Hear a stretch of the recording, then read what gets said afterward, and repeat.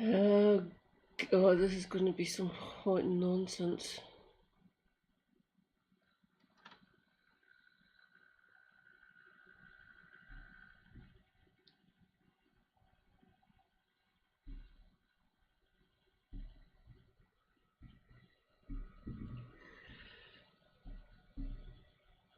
Mm.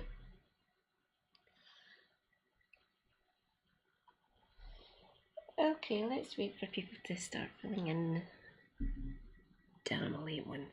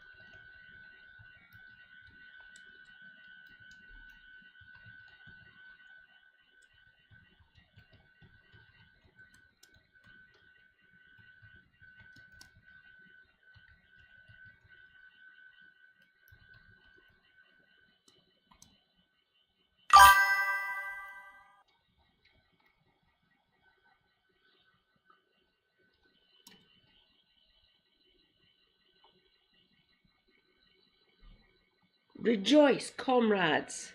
Some random geek is lurking in the void. Watch out for the tardigrades, geek. Hi. Great to see you, as always.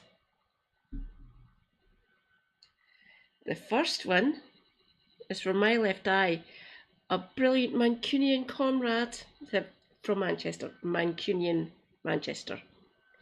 He is brilliant. He is called Lefty. He be YouTuber. He be beast. And what the fuck have you been saying about Corbyn now, Paul Mason, you absolute fucking lunatic?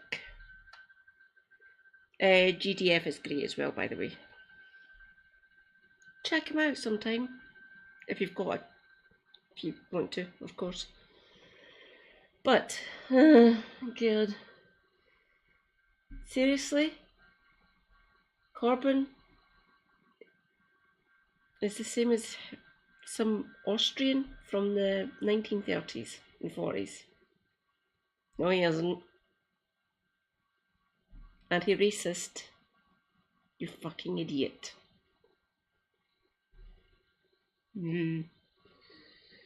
Seriously, why are we even taking this person serious anymore?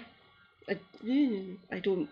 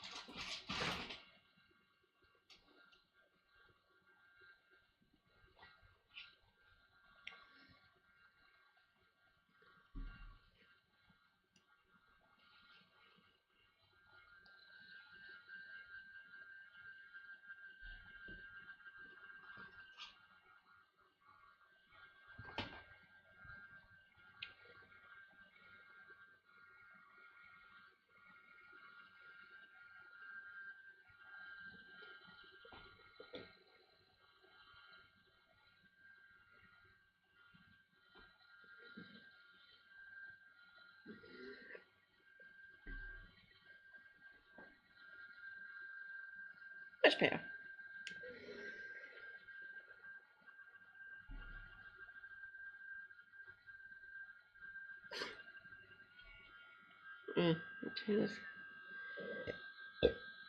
Excuse me. I'll go and show myself some more. I will still be here. I can see the chat on my phone. that you might not be able to see me.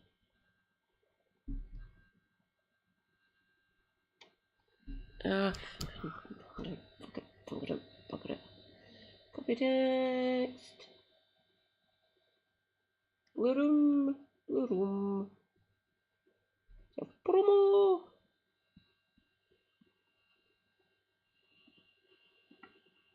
Best.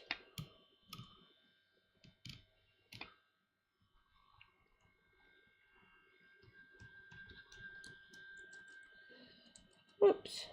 Still got on.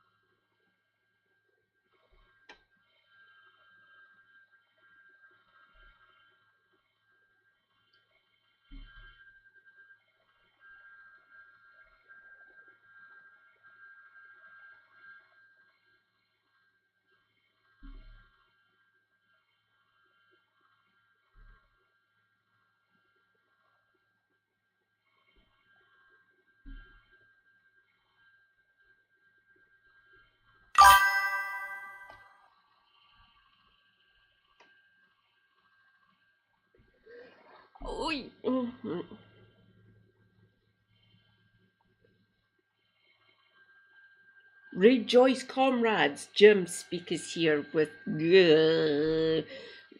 bastard toothache. Oil cloves, if you have access to it, or a fuck ton of vodka. Get blind drunk. That usually deals with pain. It doesn't get rid of it. It just numbs it until you pass out from just being drunk as fuck. Oil of cloves is the best one because it goes straight to the nerve and does the same thing as alcohol, oddly enough. It just numbs it. Or if it's really that bad, the tooth gets pulled. I've had too many teeth pulled. They try not to do that with me now because my jaw and the joint up here at the ears. That's how far up the joint is, by the way. It's up here. I have had 11 teeth pulled in my life. 6 of them in one fucking sitting when I was 10. That was delightful. I was dogged out my gourd. I had 3 days off school and the entire weekend to recover. I had my auntie looking after me. Well, Mum had to go to work. So, oil clothes,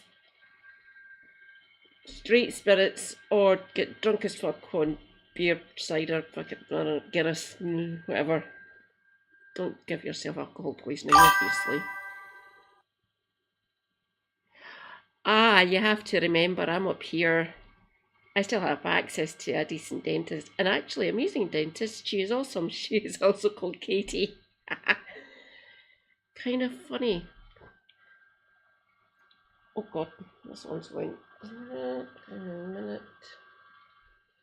While I've got you, let's just see if we can have a laugh at Paul Mason, shall we? Seriously, why is he still a thing? Can you explain this to me? Why does he still get platformed? He can exist. He is allowed to exist, but he's not allowed to pollute fucking mainstream politics programming anymore. Paul Mason, piss off. You have every right to exist. Fuck it. I can even let you fucking write. I will not read it, of course, because you're a lunatic.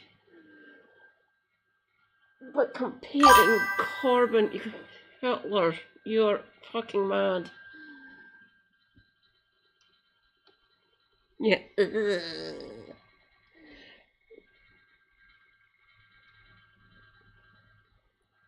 Yeah. Paul Mason, fuck off. That's as politely as I can put it. Oh Christ, here we go. This is gonna be fucking mental. Paul Mason, the self-proclaimed journalist and radical social democrat, What? What does that mean? has a reputation for being somewhat detached from reality when it comes to his assessments of political events. Last time he featured in a video here, he responded to someone criticising Israel in a local meeting with, See, why didn't you just say Jew? In an unhinged propaganda rant that he didn't realise was being recorded by an audience member. This time around, he's shot out of his chair to write a series of posts on Twitter in reaction to the formation of the as-yet unnamed left-wing party formed by Jeremy Corbyn and Zara Sultana, and is already polling at 12% with a whopping 400,000 people signing up to their website in just over 1 day. Can you dig I'm it? one. Can you dig Can it? you dig it? Can you dig it? The Warriors. Good film. Mason seems in something of a panic, as he might also be considering the fact that 16 and 17-year-olds are going to get the vote, and in doing so look overwhelmingly likely to vote for this new party, with the former leader of the opposition being ahead of other politicians in the polls in that demographic. Come on, play. In fact, he's gone into another hyperbolic rant in which he compares the formation of this new party with the rise and electoral victory of none other than Adolf Hitler. Right. Let's see what's happening, people. He says Corbyn's new party is designed to put Farage into number 10. It's a carbon copy of what German communists did when they let Hitler take power without a fight. And the replies to this article. Mr. Mason, they didn't help get. They were marginal. They were large. Don't get me wrong, but they didn't have a big enough presence in the German Parliament, Bundestag. Who helped him was von Papen and the fucking centrists. They literally helped him. They thought they could control him if the numbers were right in their favour. Obviously, that didn't fucking pan out, did it? Von Papen, you fucking idiot. For more on this, we might need to ask Kev, because history degree, and he'll know quite a lot more than. Well, I know a fair amount. Let's put it that way. But Kev will put it a lot more eloquently than I can. But von Papen helped get them fucking out of power. Because von Papen couldn't read the room. There we go, an adult in a room who fucked up. Never been known. That's half and half correct, Mr. Mason, right? But who actually physically gave them support were the fucking centrists and the other right-wing parties who weren't as far right as them. Okay? Because von Papen fucked up, Germany and fucking Europe got fucking destroyed. Well, mostly destroyed. Millions of people died, got arrested, flung into concentration camps because he fucked up. Or done it deliberately. People are still contesting that. We'll let the historians decide that one. But in my eyes, von Papen fucking ruined it. He gave them soft cover. There we go. Case in point. Liberals. We cannot trust them.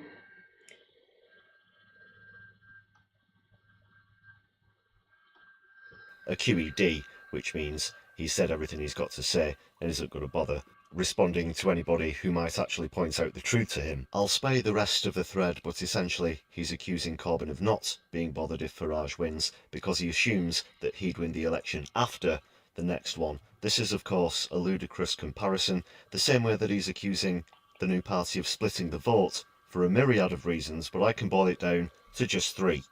Number 1, Labour are not left-wing. If Paul Mason had an ounce of grey matter in his head, then he'd have observed how Starmer has gutted the party of anyone to the left to be replaced with neoliberals. If they were left-wing, then there's a certain word that you'd hear them describing themselves as that you never seem to hear from them for some reason. Socialists. Oh my god. So no, this isn't splitting the left. In fact, so far, the Green Party, the Trade Union Socialist Coalition and others have already said that they want to work with the new party, the exact opposite of what Mason's implying. Number 2, Starmer did it unto himself. Starmer's skydive in the polls has been going on for some time now, and he was already the least popular Prime Minister after 1 year in office that there's ever been before the new party was formed, and this is because of their atrocious policies and inaction on major issues, not because of something that literally didn't exist as his ratings tanked. And the same goes for number 3, the 2025 local elections. While not every council seat was up for grabs, it was Reform who won the most seats while Labour took a massive walloping. Are Mason and Starmer going to try and blame that historical event on the new party because it looks completely obvious to everyone else that the door for reform hasn't just been opened by Labour, it's been blown off its fucking hinges?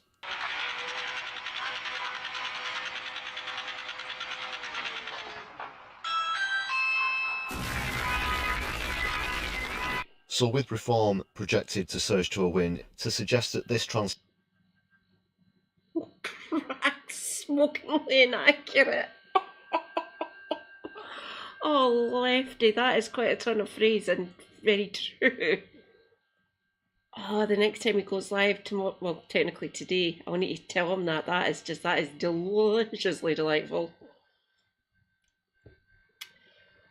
Would you look at that fucking cursed map? And what the fuck? The Highlands go to Lib Dems again? SNP get the majority. Quite happy with that. Back up to 45. Obviously, I'd want all of that to go yellow.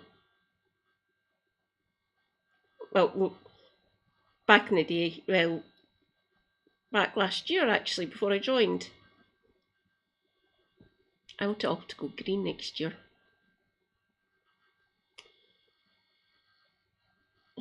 Christ, the Tories have dug their claws into Aberdeenshire. We're never going to get rid of the fucking bastards. They lose the South West, though, to SNP. Those two still stubbornly holding to the scum on the border. Not surprised, really. Labour get fucked. At least that's something. But look at the great swaths of England. Please don't do this. Oh, it's from Stats for Lefties. Thank you, Stats for Lefties, making me look at this cursed map. I suppose I need to at some point.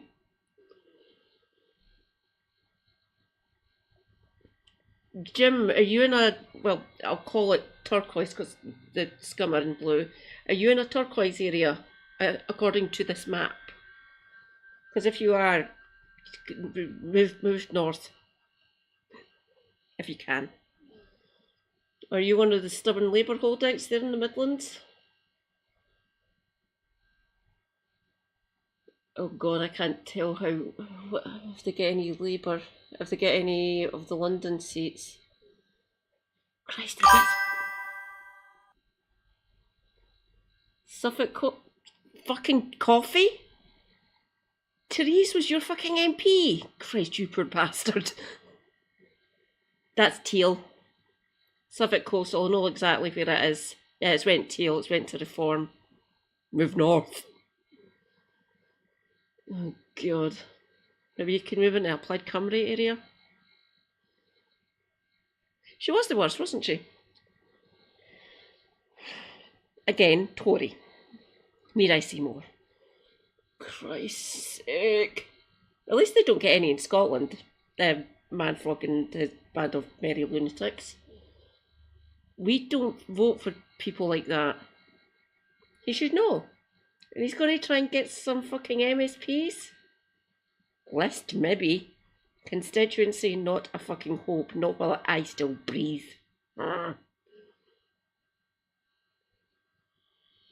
Oh, fuck off. This one still stays stubbornly bred.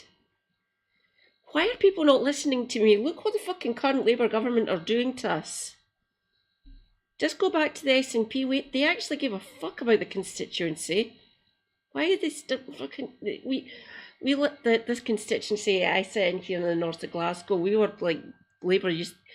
The old adage was they used to weigh the vote, the Labour vote here because there's no point fucking counting it. Everyone else just fucking far down the poll. And we said, no, fuck them, they literally don't care about us or they don't literally see us. So we voted them out and went to SNP and things started fucking getting fixed. Funny that. And then we went back to them. And again, look what's happening. Can I see? Oh, where's that moved? Carry on, Lefty, my good man. Inspired because of something that was announced just this month is crack-smokingly inaccurate, Paul.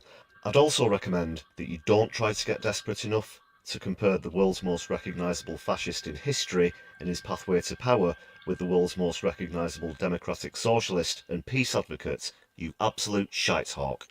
The reality is that Keith has let Nigel run off with the lead while he's been trying to mimic him on immigration, and it's people like Corbyn, Sultana and Polanski from the Greens who are showing voters that they have a real alternative to the three legacy parties away from reform. Some of them have even commented on recent content on this very channel that they've abandoned reform for the new Socialist Party. Oh my God. So what do you think about Paul Mason's ramblings on social media? Let me know in the comments below, as well as whether you've already signed up to yourparty.uk and what you make of their potential so far. Also, speaking of signing up, this is the first recorded video on My Left Eye since we passed 4,000 subscribers, so thanks to everybody who smashed the subscribe button and helped to boost the channel by sharing your opinions.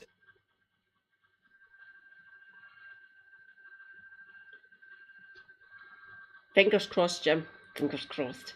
Rejoice, comrades. Elron Hubward is here. Morning, reprobate yourself. Hi, Elron. We have kicked off with Paul Mason being an absolute fucking twat. Never been known. The open nominations, that's what I've been putting in, like Helena's Chat and Kev's and Raptor Blue, an American streamer, and Tina's chat as well, because Tina be based. We love Tina. So, Paul Mason being an idiot. Never be known.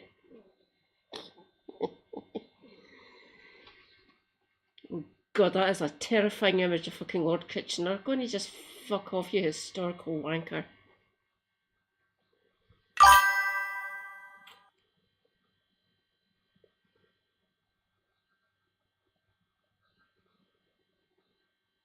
Yeah.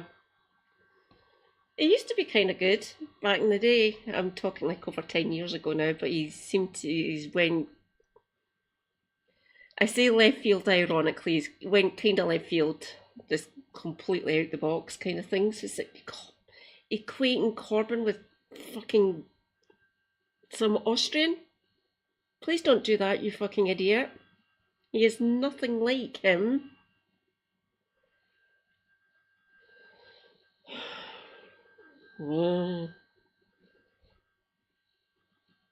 Oh, I'll go back. I'll ask you, lovely Elron. Oh, do I need allowance then?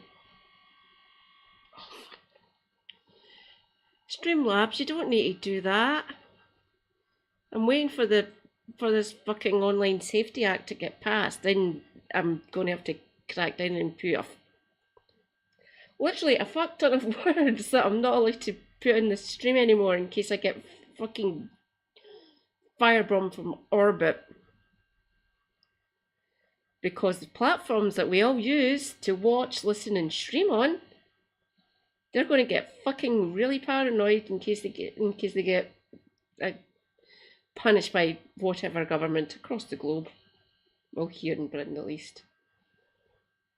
Already happening in the States, oddly enough, but yeah, that's Donald for you. Where are you on this? You don't need to say exactly, obviously, Elron. Do you, are you teal or... You say A up, are you Yorkshire? Because that's when fucking turquoise.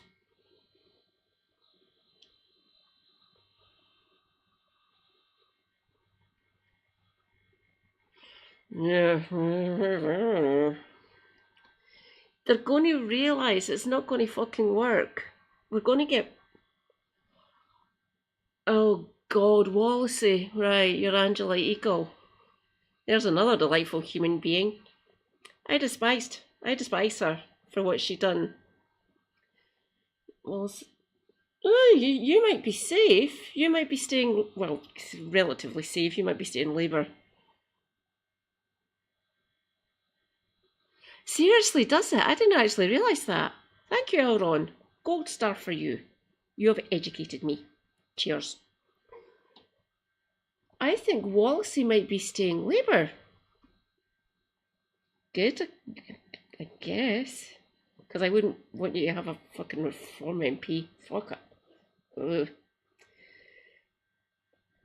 Tories still got their claws dug into Aberdeenshire. I think in my one's probably stubbornly stay Labour for fuck knows what reason. I'm more stunned that the Highlands and Islands, well, some of the islands and most of the Highlands, and obviously Orkney and Shetland, they've went back to fucking Lib Dem. Not reform, but meh. Good to see that we go back up to 45 MPs. Guess that's something. Well, SNP MPs. Kind of approve. Yeah. Do you see that Mary Black's left the SNP? I'm hoping she joins the Scottish Greens. She can join people like me who are on the rainbow. Feel free, Mary, join Scottish Greens.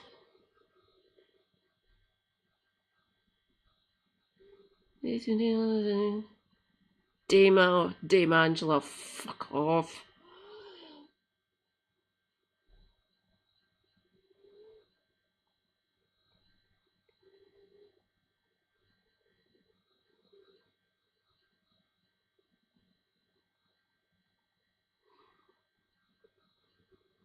Oh, don't worry about it, Elron. I'm fine with the caps. Because some things do need to be yelled. So our representatives fucking hear us. Feel free to email them if you think it will work.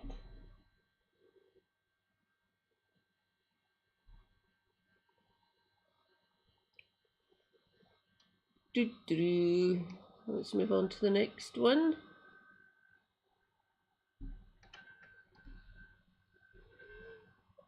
Oh, do you... Oh, God.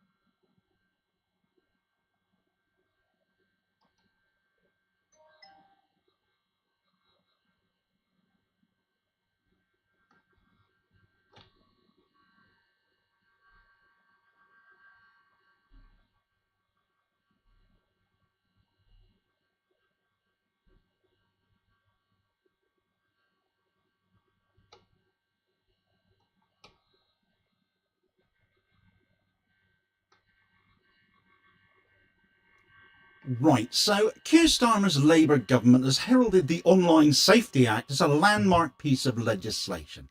Ministers have triumphantly described it as the most comprehensive attempt to make the internet safer for children, to protect them from the dark corners of the digital world, from adult content and pro-anorexia forums to sites glorifying self-harm and violence. Ofcom's new enforcement regime that came into effect yesterday is marketed as proof that the UK is taking a moral lead where other nations have failed to. Starmer's government insists that this law represents responsible governance, a balance between technological innovation and child safety, and an answer to long-standing public concern about online harms. Yet behind this narrative lies a troubling and perhaps even more dangerous consequence. The Online Safety Act, through its intrusive age verification rules, is not just forcing platforms to rethink content distribution, it is forcing ordinary British citizens to surrender sensitive identity information or face being locked out of large parts of the internet. And as is already becoming clear, millions of Britons are refusing to comply, instead turning to virtual private networks or VPNs to bypass these checks. What sounds like a simple act of privacy preservation becomes far more sinister, though, when one asks a question almost no one in Westminster seems to be asking. Who exactly owns those VPNs, and what might they be doing with that data? And when that turns out to possibly be Israel, this story takes a whole different turn. Right, so an investigation by Mint Press News has revealed that Cape Technologies, an Israeli-linked company with a history of surveillance-related activity, now owns four Four? of the world's largest VPN services: ExpressVPN, CyberGhost, Private Internet Access, and ZenMate. Cape's leadership is also deeply connected to Unit 8200, Israel's elite cyber intelligence unit, a group notorious for hacking metadata collection and targeting surveillance operations. By pushing Britons into the arms of VPN providers to escape state-imposed digital ID checks, Starmer's government may inadvertently have created a surveillance pipeline that funnels British citizens' data through companies with documented ties to a state currently accused of genocide in Gaza. So, has Starmer, through the online safe... I've got one through Opera on my phones, and Firefox has got one as well. Super Hubby's phone's DuckDuckGo, and he's got a VPN through that as well. They're free, we don't pay for those ones. My Firefox one's quite good actually. Mozilla seemed to be... Oh, I might need to check Mozilla.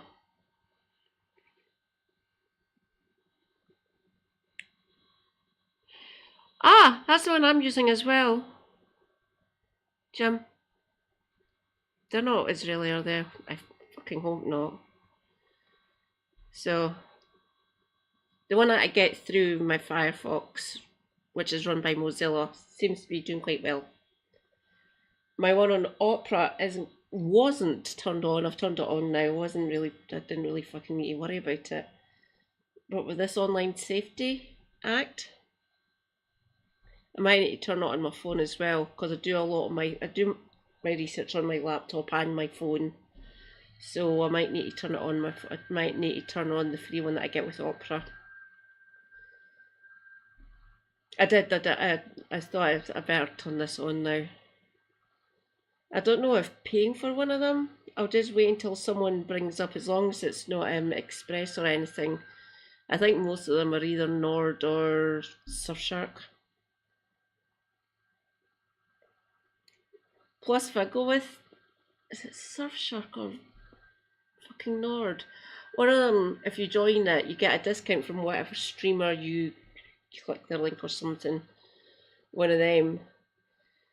I can't remember what one it is, but you get a discount on your Disney Plus and your Paramount Plus. It is. Oh! Rejoice, comrades. Reza Lindsay is here. Hi, Reza. Yeah, it's going to come back and bite them on the fucking arse.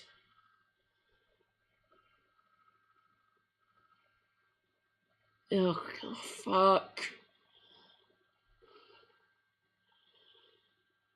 It's choice of whatever cloud capitalist piece of shit then, isn't it?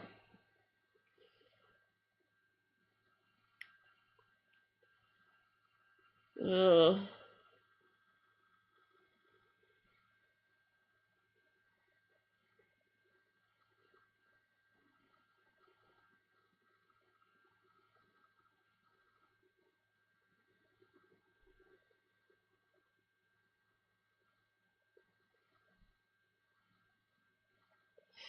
Is Proton free? I didn't know that, Reza. I just assumed you'd have to pay for it. I might do that. Thank you very much. They have to debate it then. Anything over 100,000 and they have to debate it in the House of Commons. Thank fuck for that. 200, just under 250,000 people. That's a fair amount. That is good.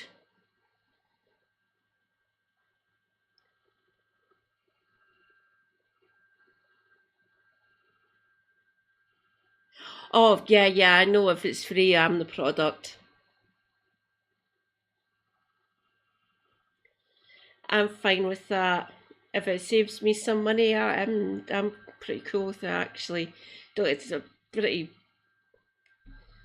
In some ways, I am a kind of piss poor communist in certain aspects, but if I'm going to actually do this stream and everything, and get all the information out there into the public sphere, I'm happy with them having my data. I've said that to Super Hubby. He's been paying he's going to think, right, if I'm going to have to do this, he'll get one of them, so I'll guide him and hopefully he won't pick one that's owned by Israeli. Oh, God, I really wouldn't want him to. He's like me, he doesn't really like teal either. He's not a techno illiterate, he's a technophobe. He knows exactly how this shit works. No, he's not like a tech guy or anything, but he knows how it all works. He just doesn't fucking like them. But if it's willing for him, he's more willing to actually do it if it protects his data from the government and anyone else. Understandable, I guess.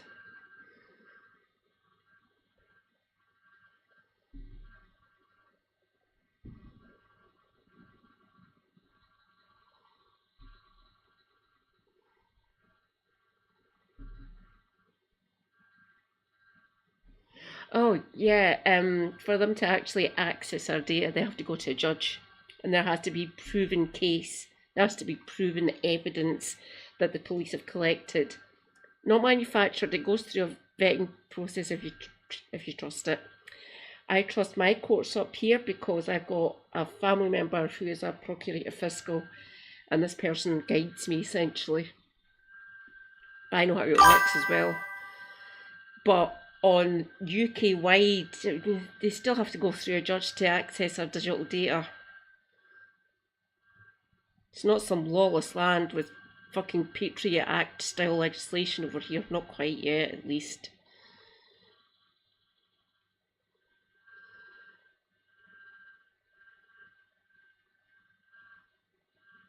It will, Reza, don't you worry. Yeah. It's going to go one of two ways, and Helena said the other way earlier on.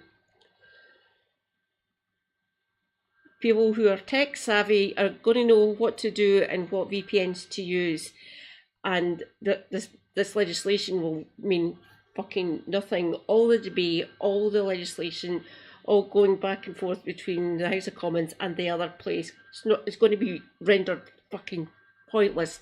Countless hours wasted going through, checking with the mandarins, writing the legislation, debating it, back and forth between House of Commons and the other place. It's just going to be rendered fucking obsolete so fucking quickly. Or it's going to go through and they're going to realise that we're all just going to fucking mass email them saying, what the fuck, you idiots. Peter Kyle, what the fuck are you doing? He's essentially the minister for it. Obviously, the other ones, the other cabinet members, they'll want it as well because they're all fucking ghouls. And the platforms we use on a daily basis, all of us across the globe and here in the UK and stuff, the platforms that we use are just going to crack down on us in any sort of way in case they think it's going to contravene with the legislation. And we're all just going to start moaning at our MPs. What the fuck? My lowly little stream here, I like being able to talk to everyone, all my lovely friends and comrades, everyone who pays me to spit my nonsense. Hopefully most of it reaches you. I do quite well. But they're going to realise this, people like me, Helena, Kev, Raptor, whoever, Tina 2, Actual Geek, whoever, streamers, content creators, President Sunday, blah blah blah blah blah. They're all just going to say, what the fuck? Why are you doing this? They have actually, yeah, they've pissed off fucking great swaths of the country. So, why are you making us do this? Some people can't pay for a VPN even if it's a small amount a month. And people who can pay for it to go through the extra steps are just going to get pissed off. Why are you making me do this? And all that. And it's going to backfire and it's going to bite them on the arse. I don't know why they're not getting this. It's stupid. But quite a lot of them are fucking idiots. So half of that cabinet, I said this to Helena earlier on, half of the cabinet are younger than me. And I know how this system works. I can do a VPN if I wanted to. I've just been delaying it because this legislation wasn't fully passed yet. But it's going to get passed. In some ways, this is worse than the Snoopers Charter, for fuck's sake. So fucking mind-bogglingly stupid of the cabinet to do this. Seriously.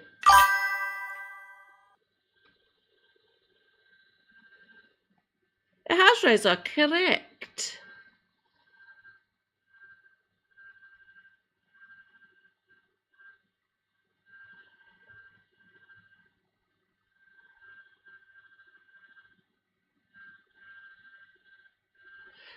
Good point, Elron. She does have a point there.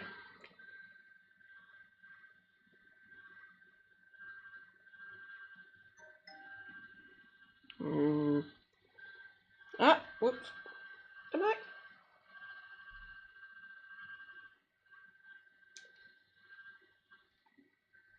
Carry on, The Act Demo. not only failed to protect privacy, but actively endangered it by driving citizens to platforms that could serve foreign intelligence interests.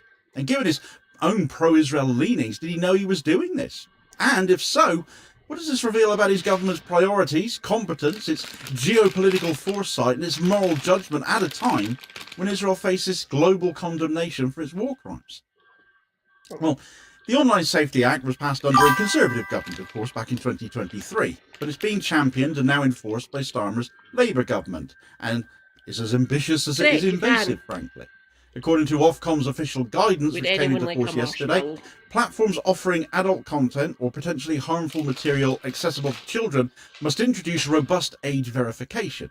This is no longer a voluntary measure or a matter of platforms self-certifying compliance. It is a legal obligation backed by fines of up to £18 million or 10% of global turnover, and even criminal penalties for senior executives who failed to implement sufficient safeguards. Ofcom's own statements reveal how intrusive the regime has become. Age checks must go well beyond tick box declarations of age now. Platforms are now expected to use ID document uploads, facial recognition scans, credit card verification, or approved third-party age verification services. The Financial Times has reported on how major tech companies are responding to this demand.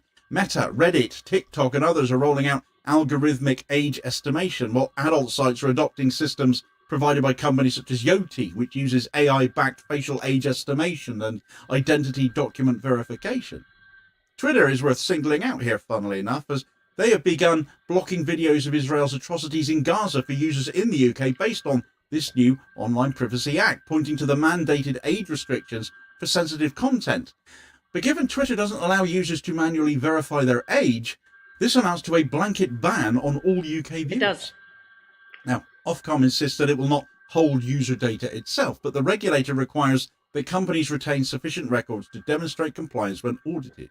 This, in effect, ensures that vast amounts of sensitive identity data will be collected and stored, often by third parties. Privacy groups, as reported by Wired, have already expressed alarm that this will create honeypots of sensitive data just waiting for the next breach. Another Equifax or another Ashley Madison might be nearer the mark, given the content of some of the sites we're talking about here. But many smaller websites are choosing simply to block UK users rather than risk any financial and legal consequences of non-compliance. In practice, the law places ordinary Britons in a difficult position. They must either surrender sensitive personal data, including potentially passports or driver's licenses and facial scans, to platforms they may already distrust, or find a way to access content through other means. What is most alarming is how little public debate there has been about whether this system is even proportionate. The Online Safety Act treats all internet users as potential risks, effectively criminalising all adult access to lawful content unless they agree to intrusive monitoring. The China comparisons have come thick and fast. The law assumes that state and corporate control of identity data is inherently trustworthy, a belief history has shown repeatedly to be naive at best. For many citizens, the response, therefore, has been obvious: leave the regulated internet behind and take matters into. Hello, comrades. For everyone who is on my Discord, I will create a channel for this later on. Wording for letter put in funny bits if you like. I won't use them, but it'll make me laugh while I'm forming this. But real things I can put in my email to my MP, and I'll create a template for all of us that we can just mass email our MPs about this fucking bullshit.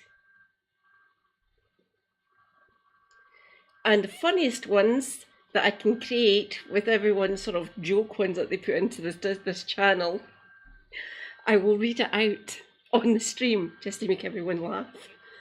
But for plus the serious part for it as well, that we can all mass email our MP about this fucking nonsense. If enough of us do this, I will create the template and I'll give it to family members as well, so they can email their, well, technically my sister and my sister-in-law live in the same constituency, same constituency as me now. Trust me, I can speak. So if I email them and get my sister's email address, I can basically say, just CC her and she can send it as well. But my younger sister, my mum, my niece, they all live up in Perth, and I've got family members up in Aberdeen. And other ones, my other ones in Glasgow don't really talk to me. Yeah. So I'm fine. I've got my family covered here for Scotland. I'll just blank email. Here's a template if you don't like this new legislation that the Labour government are doing. So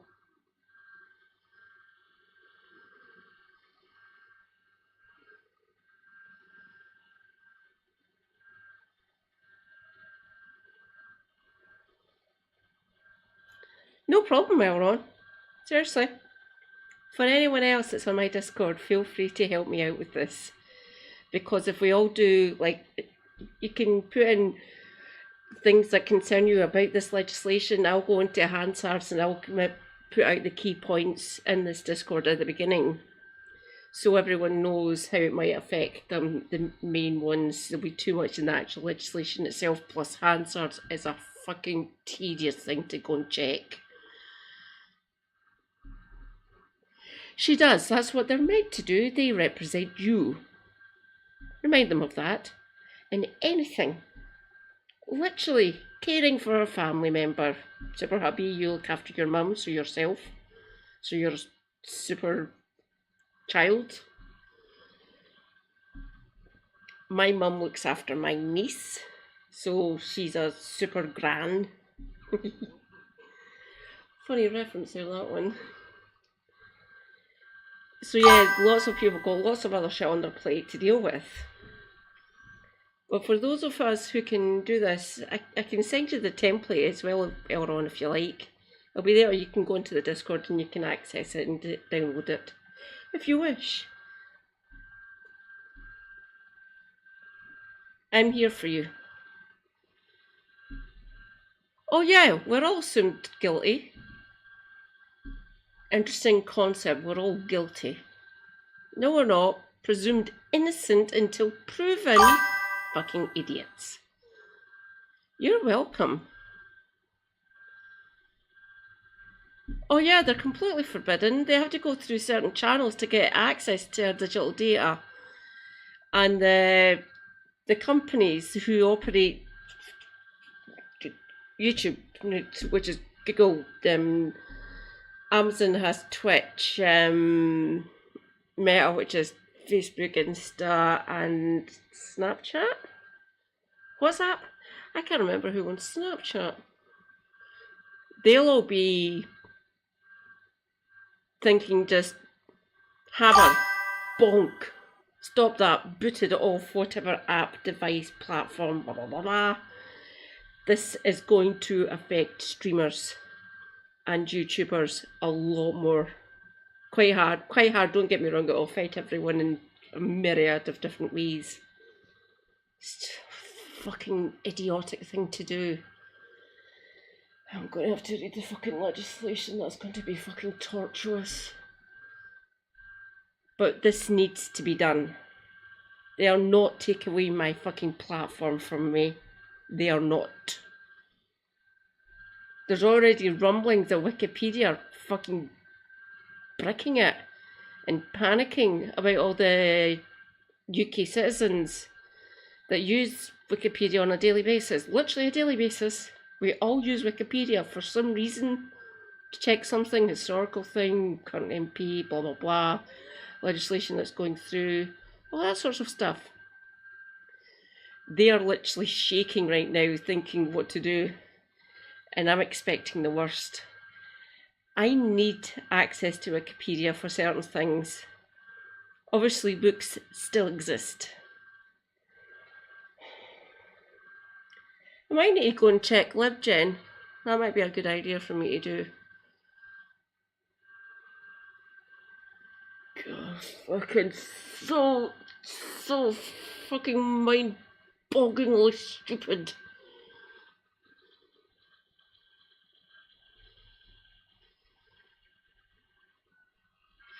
Correct, Elron. My favourite character was Judge Death. All life is a crime. Such a funny phrase, and we're getting damn close to it. I am the law. Well, no, that was Judge Dredd. I am the law. And please, that one that Sly Stye done. Incorrect. Judge Dredd is not like him.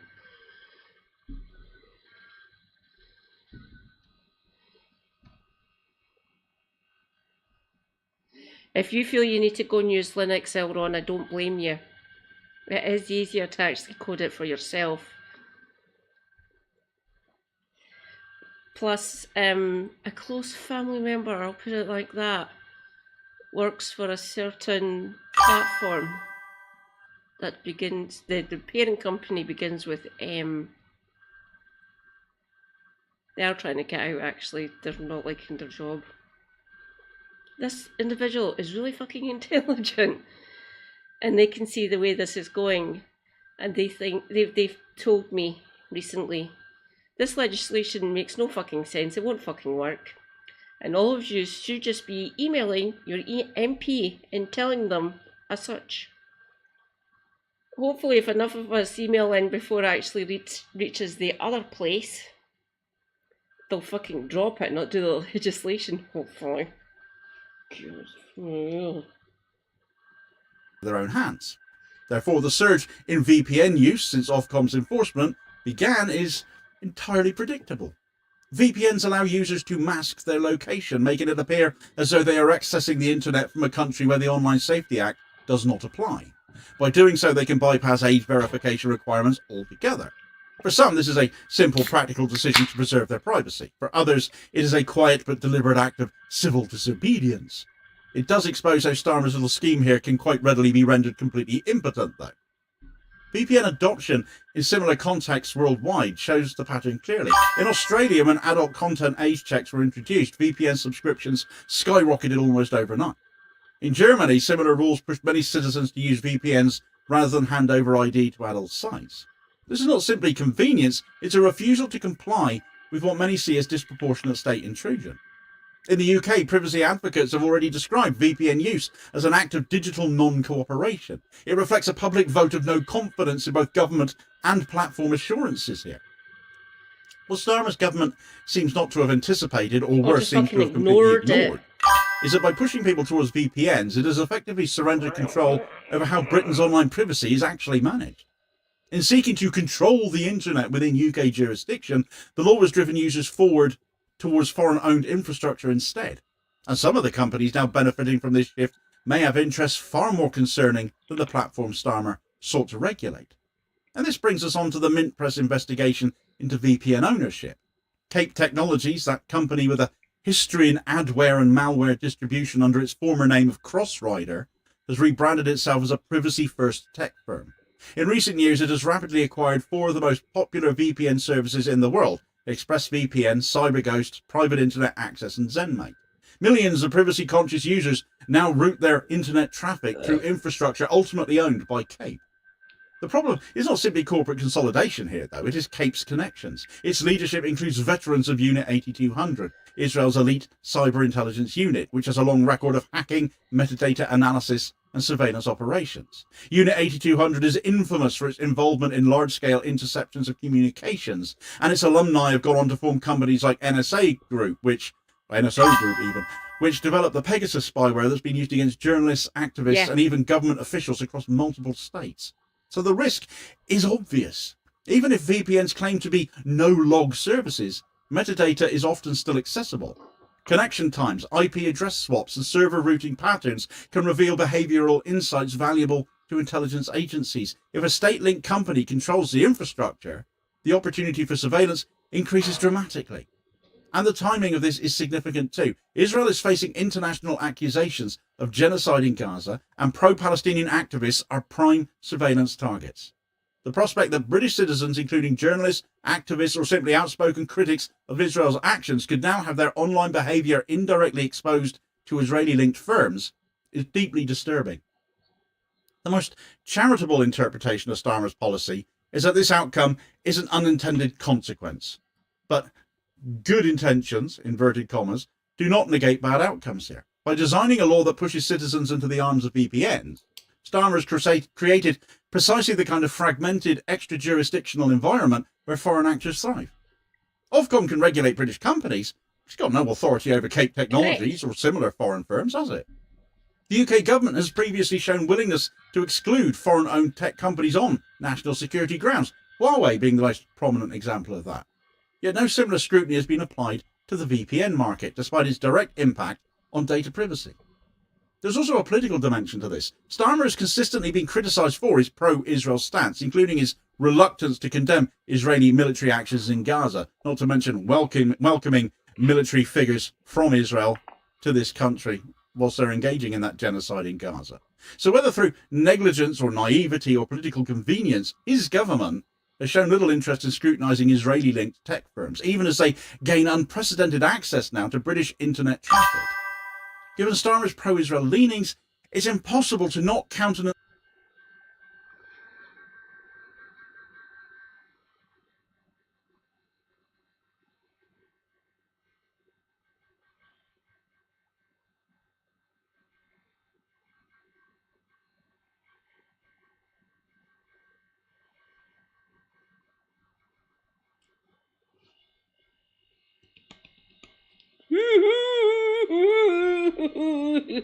Ray of sunshine. Elron, thank you for telling me that. Oh, fucking bring it. Bye, man frog.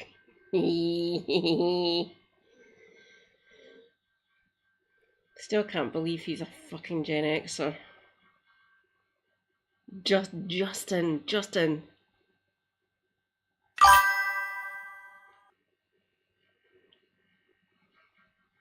Correct, yes. Well, they've made their stances very much clear now, haven't they? Over this last year, essentially. They're toast as well. Tories are dying. For all intents and purposes, they're pretty much dead. At least in my opinion. Thank you, Comrade Badenoch, for killing off the Tory party for me. Thank you. Much appreciated. Even though you still have your claws in Aberdeenshire. Hopefully, with any luck, that'll change at Holyrood next year, at least up for our elections. Westminster's a different beast, obviously.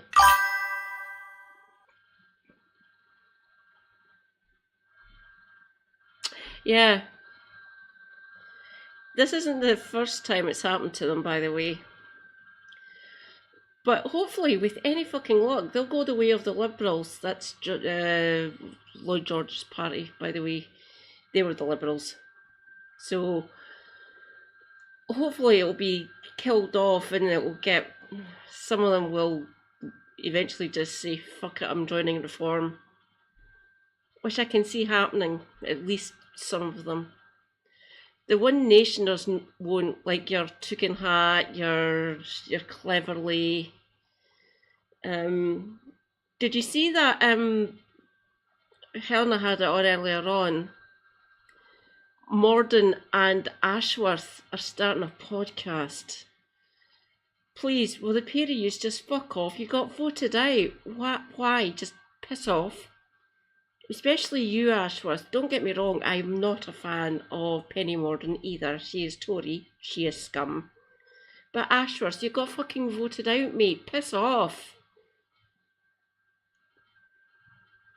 Your own constituents and the British public basically said, fuck off.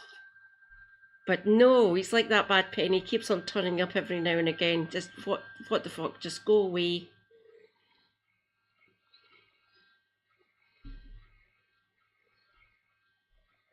Good. He should be fucking terrified.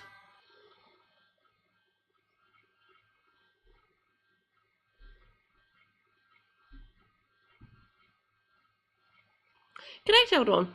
Correct. It is his personal grift.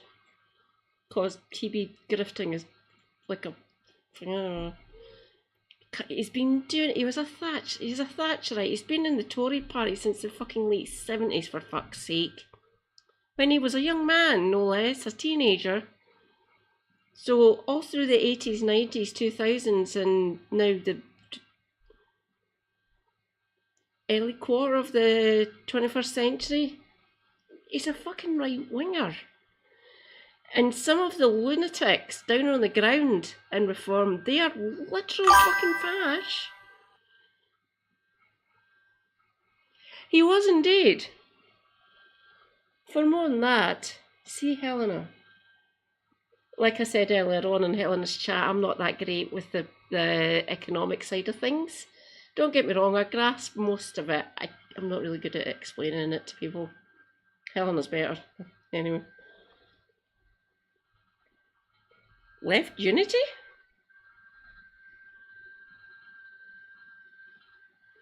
Might happen in my lifetime, who knows? I'll be looking out for it, trust me. Carry on, Demo.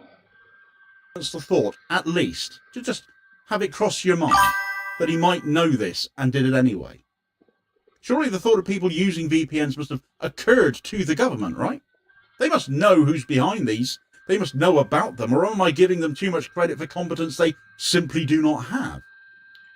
History offers ample warnings about how safety-driven laws become surveillance tools, though. South Korea's real name internet law, designed to curb cyberbullying, quickly led to mass data leaks and was eventually struck down as unconstitutional. India's Aadhaar system, once billed as a welfare distribution mechanism, has expanded into a surveillance tool used to track activists and dissidents. The UK's own Investigatory Powers Act, introduced as an anti-terror measure, has been used far more broadly than originally intended. Pegasus spyware designed for counter-terrorism has been used, as aforementioned, to monitor journalists and human rights workers as well. The Online Safety Act fits perfectly into this pattern, therefore. Laws designed to protect inevitably expand in scope and create infrastructure that others, especially foreign intelligence agencies, are quick to exploit. The very same fear used to justify these laws, whether of terrorism or child exploitation, becomes the excuse for ever greater encroachment. Starmer had alternatives here. The UK could have pursued privacy-preserving age assurance systems using zero-knowledge proofs or device-based parental controls rather than mass ID collection. The government could have required all age verification to be handled by UK-regulated, publicly accountable providers, explicitly banning foreign companies with intelligence ties. Open source auditing could have ensured that verification systems could be trusted. Educational campaigns and platform accountability, fining companies for harmful recommendation algorithms rather than policing ordinary users, could have addressed the root causes of online harms without criminalising private access. But most importantly, Starmer's government should have conducted a geopolitical risk assessment here, as it has in other sectors, just as Huawei was barred from 5G infrastructure. Cape and similar companies could have been scrutinised or even restricted from marketing themselves as privacy tools to UK citizens. Instead, Starmer's government has created conditions. Sorry, excuse me. Rejoice, comrades. John the Brazen is here. Hi, John.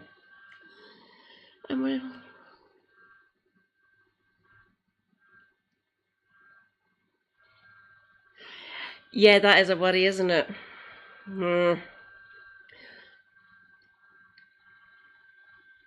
If you can, and if you can afford it, and if you want to, of course, join the Green Party of England and Wales so you can vote for Zach. I'm different. I'm up here. I'm part of the Green Party, Scottish Greens, and I've already voted. It's already been done. For the list for for the list constituency, the list part of our voting system up here. Patrick Harvey's going to be the one for my sort of list area. It's bigger, it covers 3 or 4 constituencies here in the north of Glasgow. So Patrick Harvey's at the top. Then Ellie Gummersall, who I voted for first, number 1. So she would be top of the list. Then Iris Dwayne and Noor Mahood. I'm sorry, Noor, I've forgotten your surname, sweetie. So that was the 3 I done. Then Holly Bruce is 4th. Then Patrick is 5th. Sorry, Patrick, I love you desperately, but I want to get young female people into this place.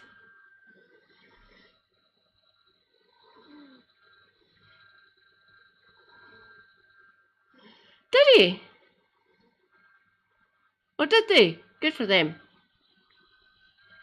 If don't know, assume they, them. I should remember that. Close friend told me.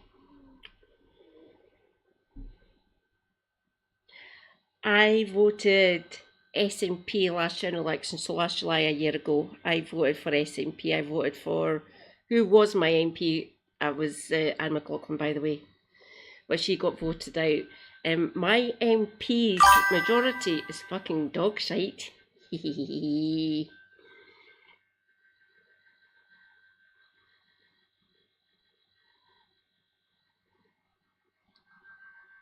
Victory! Well done, John. Well done. Maybe I should download that map and ask everyone roughly where they all are. What part of the world are you in, John? And I can see if it equates roughly.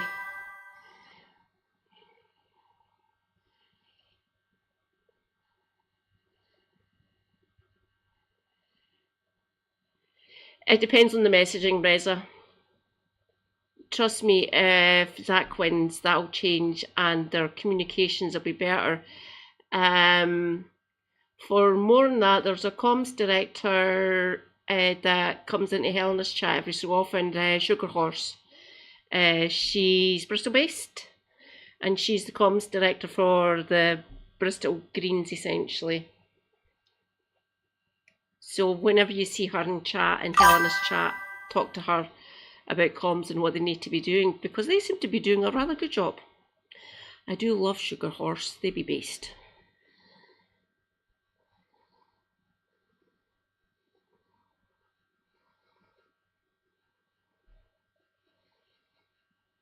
Oh, for fuck's sake.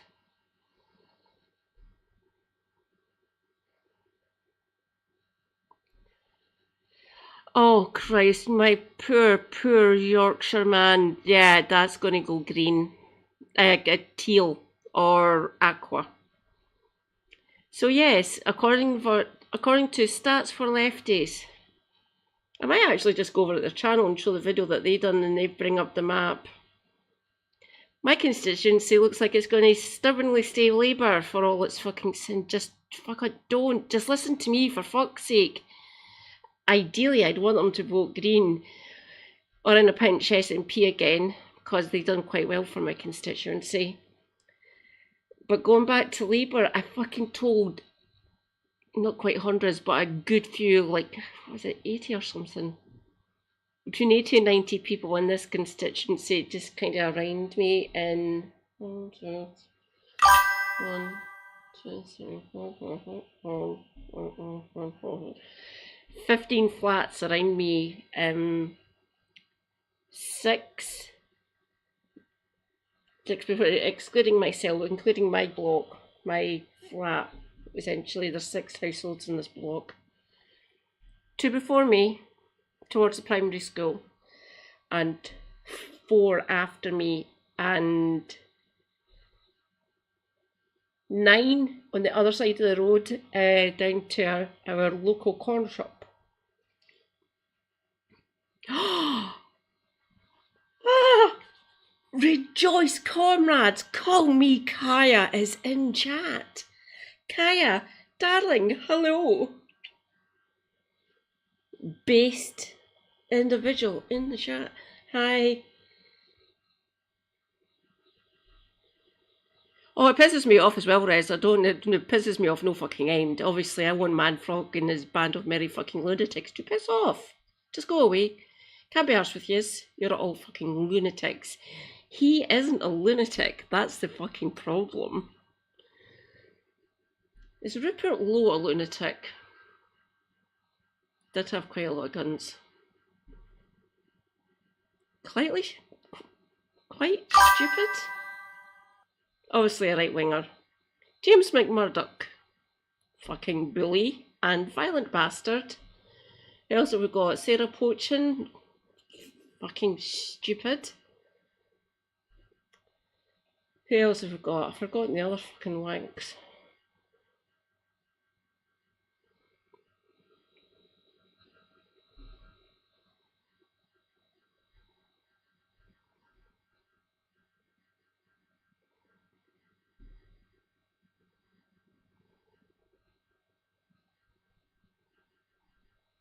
They did, Reza! Good for yous. Piss off, Oswald.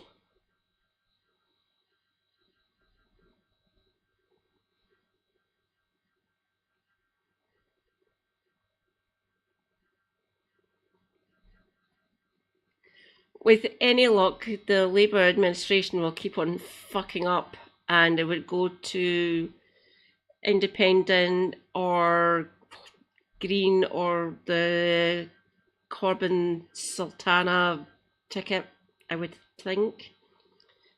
Possibly Labour. But they will not get urban areas, and hopefully, I think I'm quite right in that analysis. I think. Get back to me on that. They can try and make inroads up here, but I still exist, and I will be canvassing and campaigning for Greens next year. They won't get Scotland with any luck. Watch this space, comrades. Carry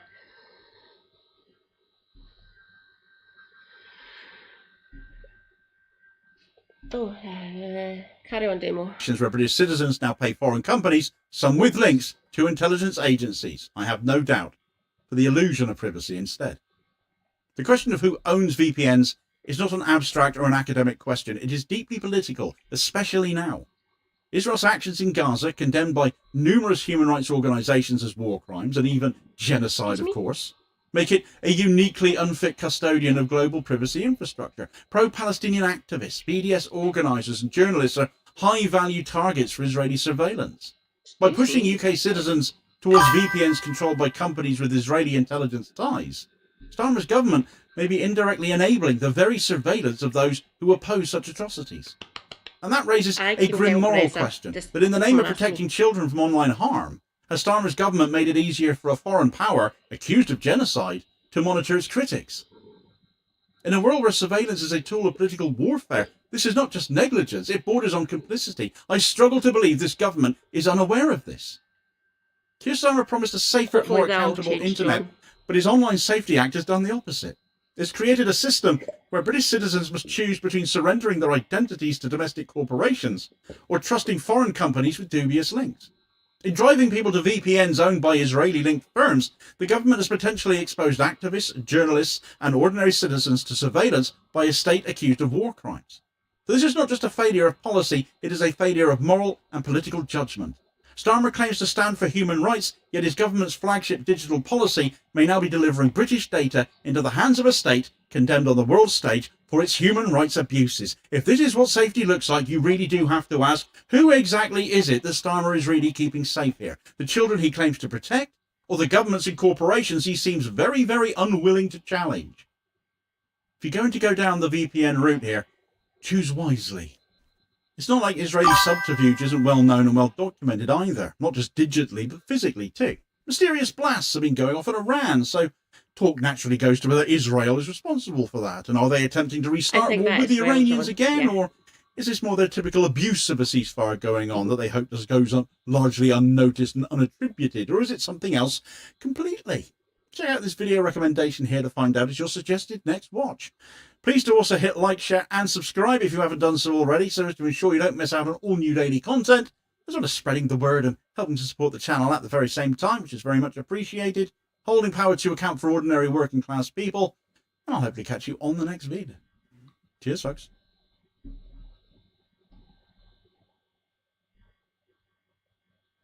Let's just jump straight into it because we've got half an hour. There's several hundred of you, and there's already a lot of questions in the chat. Let's see. I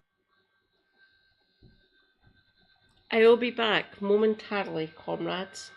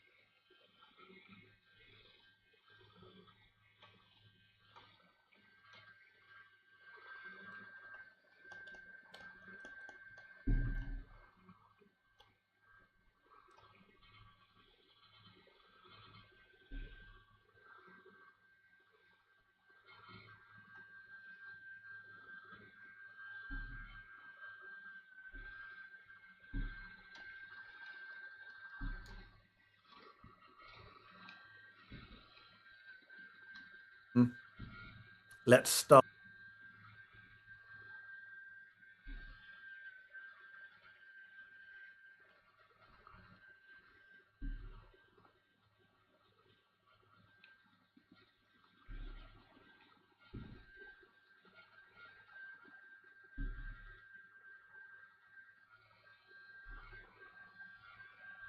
I am back. Rejoice. Some more demo.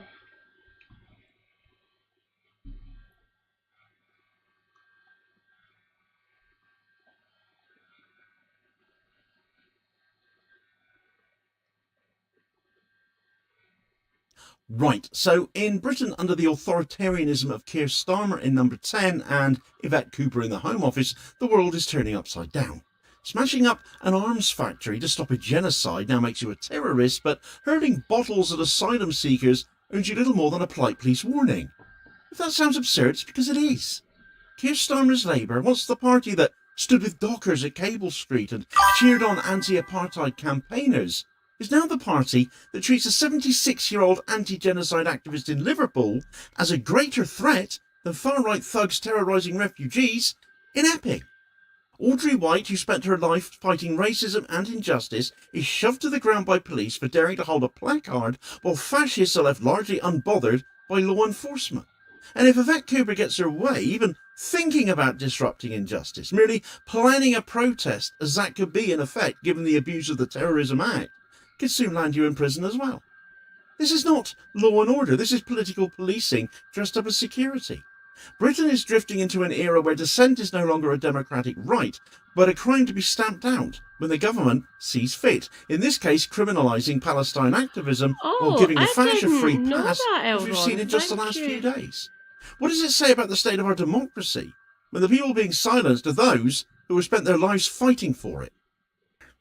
Right, so the prescription of Palestine action under terrorism legislation, the appalling police assault on 76-year-old anti-apartheid veteran Audrey White, the soft handling of fascist rioters in Epping, and Cooper's proposed new offence criminalising the planning of attacks, even when no ideological motive exists, all signals an even more chilling, still happening downward spiral into clamping down further on our civil and human rights. This is not about public safety, this is about political control. When Palestine protests see police violence erupt, yet fascists threatening asylum seekers are treated with kid gloves, this is a direct reflection of the government itself. And for those referring to the Starmer regime as fascist already, well, the boot is increasingly being seen to fit, isn't it? It marks a decisive break from Labour's historic identity as a party of protest and anti-fascism, replacing solidarity with suppression. The decision to prescribe Palestine action under the Terrorism Act of 2000 is perhaps the clearest example of the state's growing willingness to treat civil disobedience as terrorism. Palestine Action, a direct action network targeting UK arms manufacturers supplying Israel, has engaged in property damage, yes. Sabotage, yes. Factory occupations, absolutely. Historically, such actions like the suffragettes or like anti-apartheid activists disrupting arms shipments to South Africa were considered legitimate moral protest. They got done for property damage and things of that nature. Short sentences, fines, community service should have been what they done. Not branding them fucking terrorists. They are not terrorists. They were not terrorising the community. They were doing the stuff in. And flinging some red paint, well, not flinging it, painting some red paint onto a plane. That's not terrorism. And trust me, it's easy for them to take the shit off the plane. There is cleaning solutions they can use. Some poor luckless squaddy would be doing the job of cleaning it off, obviously, but they did join the army.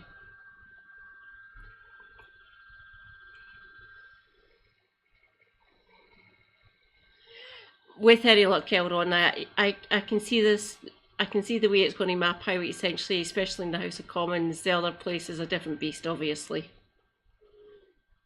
There's probably lords and ladies in the other place that won't like it either. Has Shami said anything about this legislation yet? That's literally her remit. She should be saying something.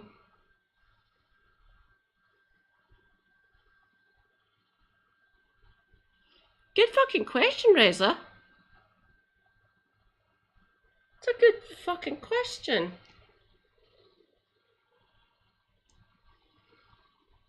Do.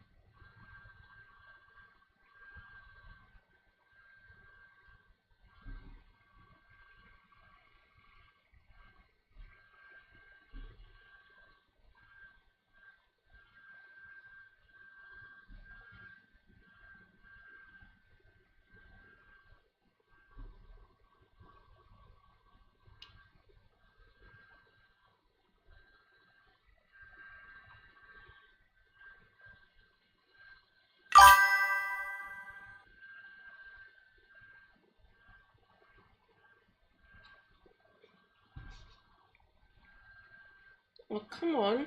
Give me my chat back. Oi.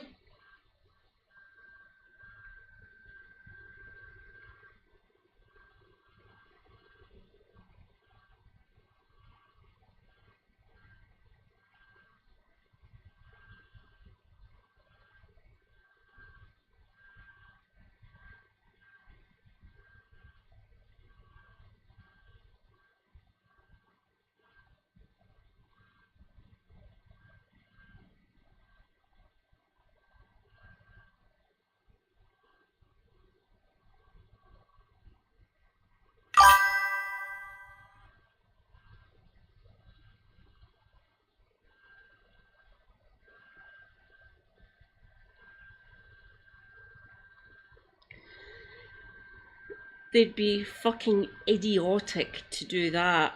Don't get me wrong, if they get that desperate, I can see it happening. Hopefully they won't fucking do it because they realise we are edging so close to the fucking brink of dealing with the fucking situation this country is going through. Has been going through for most of my life, oddly enough. Thanks, Maggie, you absolute fucking bitch. Yes, Peterloo did fucking happen. Might need to remind MPs about that. For reasons. Ay.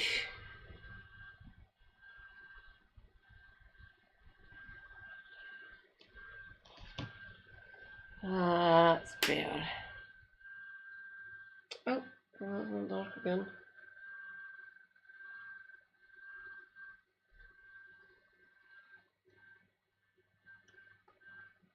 Protest.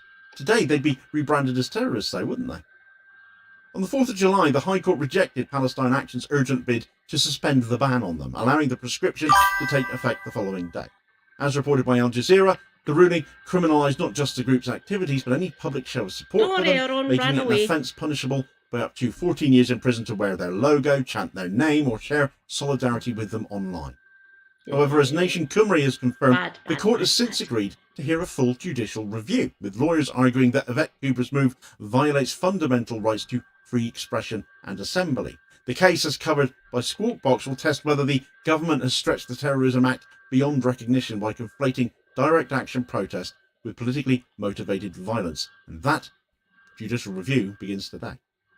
The man has provoked significant backlash, of course. Trade union leaders, legal scholars have condemned the move in open letters, warning it threatens fundamental civil liberties and sets a dangerous precedent for democratic protest. AP News and Reuters have documented mass arrests at solidarity demonstrations, over 100 people detained across the UK, many for nothing more than holding placards or wearing Palestine Action t-shirts.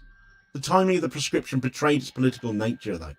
The decision followed Palestine Action's sabotage of aircraft at RAF Bryce Norton with paint, which disrupted arms supplies to Israel, it is claimed, but it didn't harm any lives. By acting swiftly on this, though, Cooper reassured both the arms industry and Britain's pro-Israel lobby, signalling that any challenge to the UK's complicity in Israel's war on Gaza would be crushed. This is, as I said in the video the other day, not about public order, therefore, it's about power and exercising it. By criminalising a protest group under terrorism laws, Labour sends out a clear message that activism that targets powerful interests, or their interests even, will be treated as a security threat, not a democratic right. If Palestine Action represents the criminalisation of movements, then Audrey White embodies the state's willingness to target individuals who dare to clear for dissent. 10 minutes, comrades. White's history is a reminder of Labour's lost soul under Starmer. A lifelong trade unionist and anti-apartheid activist, she famously confronted Starmer at Liverpool's Spine building in 2022, eliciting a lot of mirth given that Starmer lacks one. She accused him of purging socialists and smearing Jeremy Corbyn. Her message was one of betraying the working class and Labour values as Starmer's security pushed her aside. He couldn't even look her in the eye. Shortly after, as WSWS and the Morning Star reported, Labour expelled her, citing her interview with Socialist Appeal, a group Starmer had also proscribed as bands to Labour Party members to engage with, all part of his war on the left as that was, as grounds for her expulsion. This is already... Rejoice, comrades! It's the Morton has arrived. Hi, Morton. Hello, my base individual. Oh, everyone's coming in. Rejoice, comrades. Igloo BC is here. Based Canadian content and streamer. Hi, Igloo. Great to see you. How goes things in the land of maple and mooses or mises?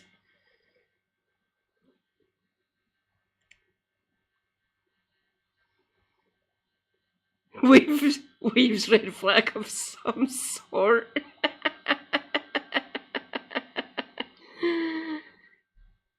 The BC stands for British Columbia, so he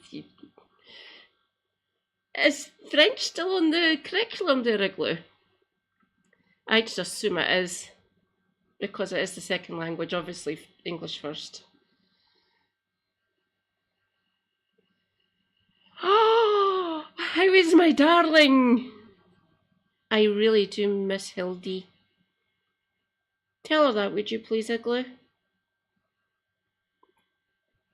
Hildy be based.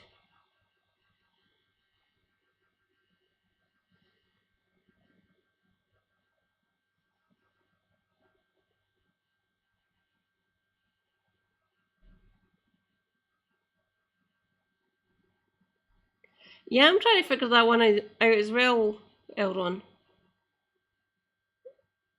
Martin, can you please explain, please? I beg.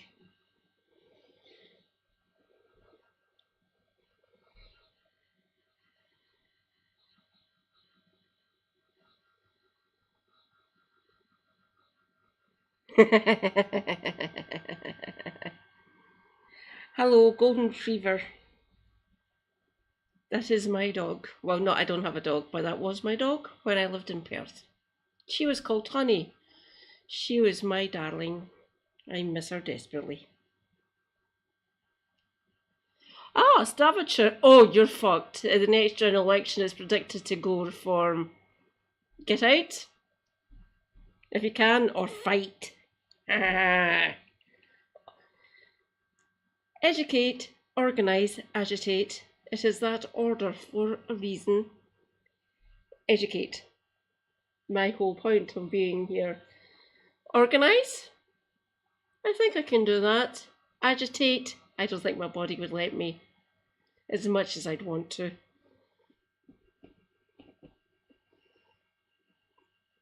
Good for you. That comes under the banner of agitation. Aha.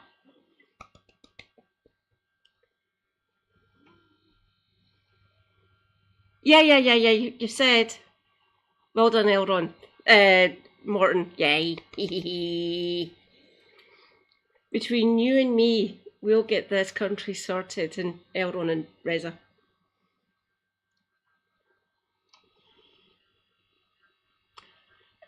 What channel did you put it in, my man? I'll go and look anyway, because I'll probably cut. Oh, sorry, I've got 3 new ones in my Discord. I'm assuming more than you've posted things there. I will check after demo. Thank you, Morton. See, look, I've got my own research staff. Thank you very much, Morton. Much appreciated. So I can't just keep on nicking other people's content. Don't worry, every time I do this, I go and say to whatever streamer, the ones that I don't need to worry about are Kev, Helena, and My Left Eye. I use their content and I give the Scottish perspective on it, really, which is always good because we're slightly different up here. Obviously, we do actually have some decent MSPs and MPs. Case in point, Stephen Flynn and Kirsty Blackman.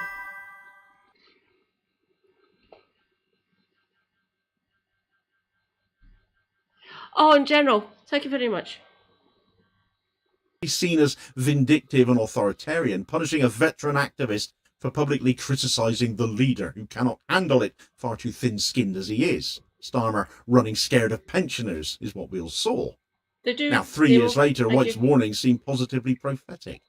Shocking footage has come out of police violently manhandling Audrey White this past weekend at a pro-Palestine demonstration. At 76 years of age, holding a placard denouncing genocide in Gaza, she was grabbed, shoved, carried away as though she were a violent criminal. The video sparked outrage across social media, rightly so as well. It's become a symbol of Britain's authoritarian turn, and it's somewhat ironic that the woman who had Starmer hiding behind his own security 3 years ago is the one who's become the face of everything she warned about. Audrey. The reaction has been explosive. Trade union branches and pro-Palestine groups have rallied around White, while social media users have flooded platforms with the footage or stills, drawing sharp contrast between her peaceful technically policed by consent. They police us under our consent, and if we don't like it, and they start literally lifting grannies and fucking priests or members of the clergy, something has seriously went wrong in this. It has. And I am here to stop it because we don't do this. We will not stand for this. They know how fucking upstretched British people can get. They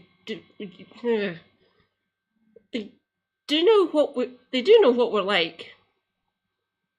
Well, they should at least. We need to re-educate them on that basis. We will not stand for this fucking bollocks. We will start kicking off. Remember, comrades, please no violence, at least not for the time being. But if it gets too bad, we will literally start kicking off mass protests, the fucking lot, like general strike sort of levels, like millions of us out on the streets protesting. What the fuck are you doing? We're going to deal with yous now, so hell mend yous. They have to remember this. This current has always run through British society, and they seem to be forgetting it. We need to tell them again.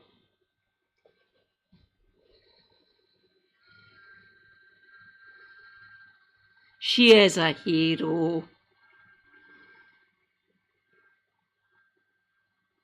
Ah, I do self-defense as well, by the way. Don't get me wrong, I am capable of violence. Don't think I could physically do it, but mentally I'm already there. Because some of them need dealt with. At the moment, protesting, email them, speaking out about it, telling everyone in your social circles. Remember your intersections, people. I'm surprised they haven't actually banned that fucking word.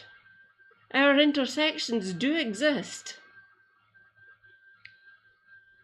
Scottish, disabled, women, Marxist,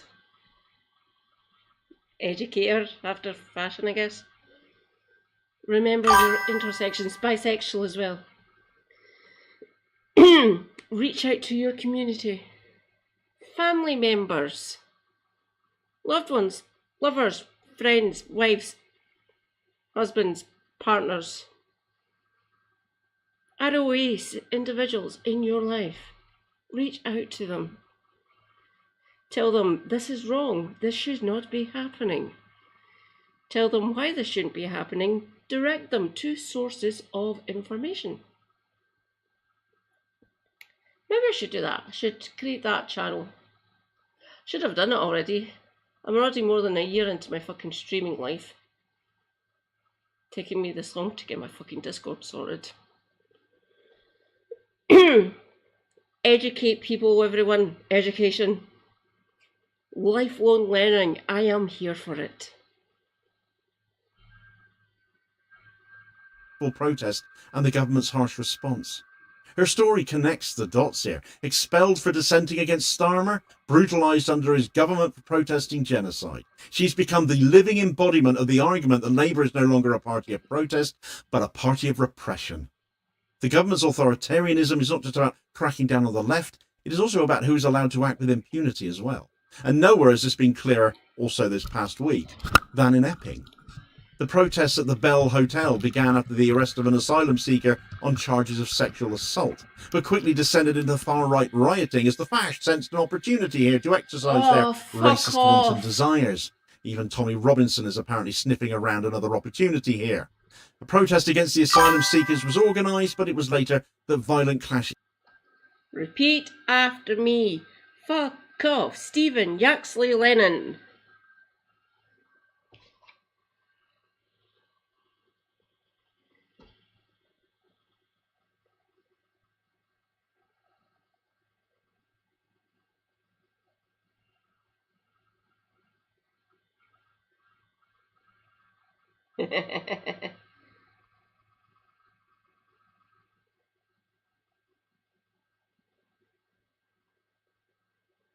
Oh god, I'm not quite 300 pounds. Are you over 6 foot, Elron? If you are, I won't need to worry as much, but if you're under 6 foot and you slightly...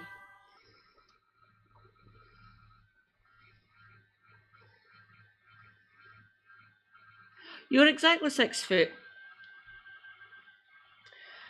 I'm fine with that. Being that way might be deleterious to you, but if they actually try to do any shit like that, especially when you're caring for your mum, I'm sure you can handle yourself. My dad was lanky. He was 6'4", kind of broad, but he was very spindly looking.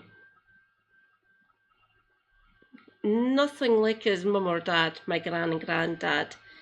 So much like my great granddad.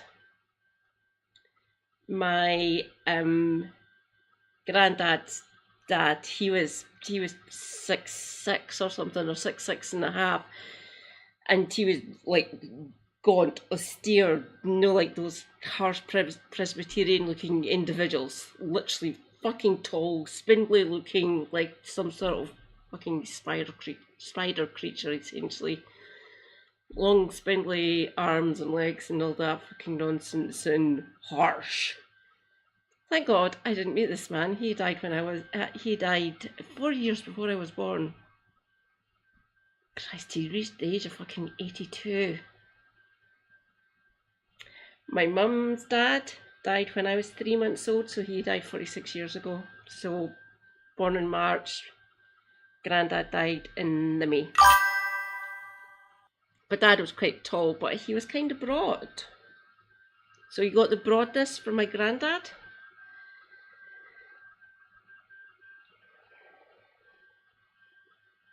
All men are exactly 6 foot. I beg to disagree.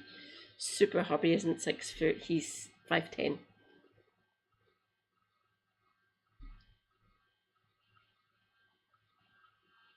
Ah. Ooh.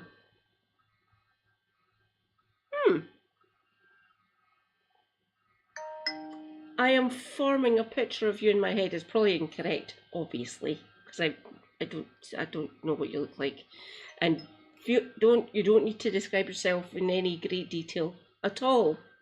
You are you. You are here. You be based. You listen to my ramblings.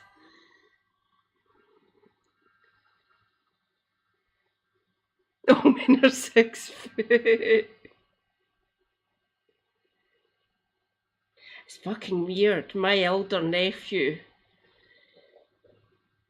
he's 6 foot already, and he's only 18, so he's got at least another 6 or 7 years of growth left in him. He might actually overtake his dad, who is 6'2" or 6'1", 6'2". There's every possibility he might overtake his dad in height. He's not as broad, he's kind of narrow, but he's built. My other nephew, who is currently 15, but he's going to be 16 on Friday, so roughly a week. He is the same height as, well, I'm not 5'8" anymore, I'm 5'7", I've shrunk.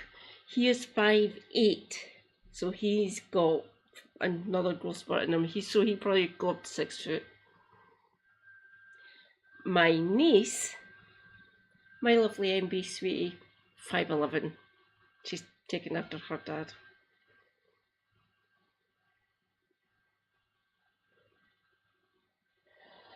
Oh, like a taller, heavier James from the interwebs.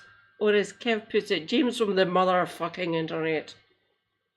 He's not said that for a while.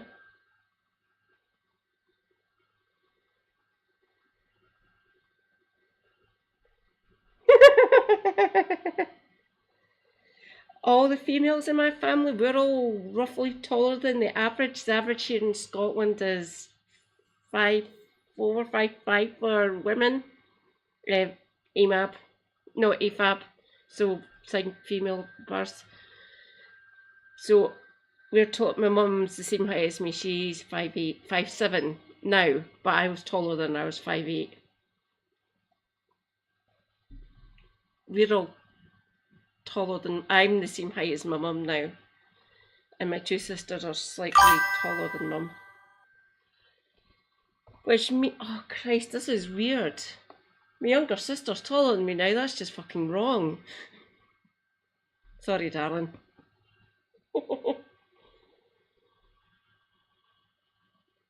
I don't think there's any growth left in my niece. I don't believe. She's 25. They're 25. She might grow a little bit more, but she's 5'11". began with police officers injured, bottles and eggs thrown, and vehicles attacked. Riot shields and dispersal orders were deployed as the fash attempted to reach a small counter-demonstration speaking up for the rights of asylum seekers.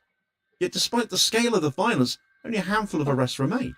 This is in stark contrast to the mass arrests and heavy-handed policing at Palestine solidarity protests the country over, where peaceful demonstrators have been kettled, dragged away, arrested, detained in their hundreds. Audrey White, now the face of such aggression, she's since been released on bail incidentally, but has been banned from mentioning anything about Palestine and barred from Liverpool's city centre for 3 months, all for exercising her right to protest. The optics are, and as they should be, devastating. By allowing far-right mobs to intimidate asylum seekers with relative impunity, their protests are allowed to happen, while aggressively targeting anti-genocide activists, the government is coming across as tacitly legitimising fascist violence. But then Starmer's all about stopping the boats, isn't he? And clamping down on people being able to claim asylum here. This reflects his political priorities. Protest against genocide is treated as a threat to the state. Protest against refugees largely tolerated, because both stances align with Starmer's views. This is a dangerous slide towards a political environment where far-right intimidation gets normalised and anti-fascist activism gets criminalised. Yvette Cooper's latest legislative proposal, on top of all of this, though, threatens to formalise pre-crime policing now, making it possible to criminalise people for intentions rather than actions. You see, Cooper now plans to create a new offence covering the planning of mass casualty attacks, where no ideological motive exists. It's framed as closing a gap exposed by the Southport knife attack, where a violent lone actor could not be detained preemptively because terrorism laws only apply to ideological threats. Under this new offence, police will gain powers to arrest individuals for preparatory actions, such as buying materials or researching targets or even discussing plans. And while this might sound perfectly reasonable on paper, it opens the door to criminalising activism, just the mere planning of it. Climate activists planning infrastructure disruption, Palestine solidarity campaigners organising factory occupations, or even striking dock workers planning blockades could fall under this broad category. The planning itself becomes the crime. Similarly, domestic extremism frameworks have been used in France to detain climate activists preemptively and in Germany to ban BDS movements. Critics argue it represents a shift towards a securitised democracy, where dissent is treated as a threat to be contained rather than a right to be protected. Given Labour's track record with the Terrorism Act, prescribing Palestine action and criminalising public support, there's little doubt this new law will be weaponised just as much against left-wing and pro-Palestinian activism as well, is there? Perhaps the greatest tragedy is how starkly this authoritarian trajectory contrasts with Labour's historic role, though. This is the party that stood at Cable Street against the fascists, whose members fought with the international brigades in Spain and which supported anti-apartheid activists disrupting arms shipments to South Africa. Figures like Audrey White are heirs to that tradition. Today, the same party criminalises activists who act in that tradition. Starmer's Labour has traded moral clarity for political expediency by appeasing corporate and pro-Israel lobby interests, courting right-wing voters and prioritising law and order optics. It's abandoned its base.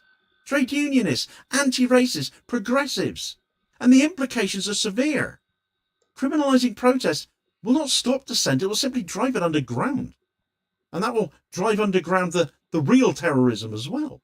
Tolerating far-right intimidation emboldens fascist groups, creating a permissive environment for real hate. And most dangerously, Labour is normalising political policing, establishing legal precedents that future governments of any political stripe can exploit. Once protest is defined as a security threat, no movement will be safe, beholden to the whims of the government. Today it is Palestine Action. Tomorrow it could be literally anyone else. But you're more likely to be targeted for standing up for Palestine than attacking a hotel full of asylum seekers, it seems.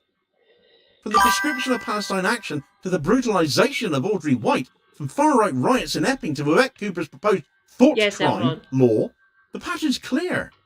Labour is criminalising dissent while tolerating or ignoring fascist intimidation. This is authoritarianism, not so much even by stealth anymore, but increasingly more blatant, all dressed up in the language of security. But who the heck feels safer with this going on? And they still think they can win votes back like this as well. They're delusional. If this trajectory continues unchecked, Britain will no longer be a functioning democracy in any meaningful sense.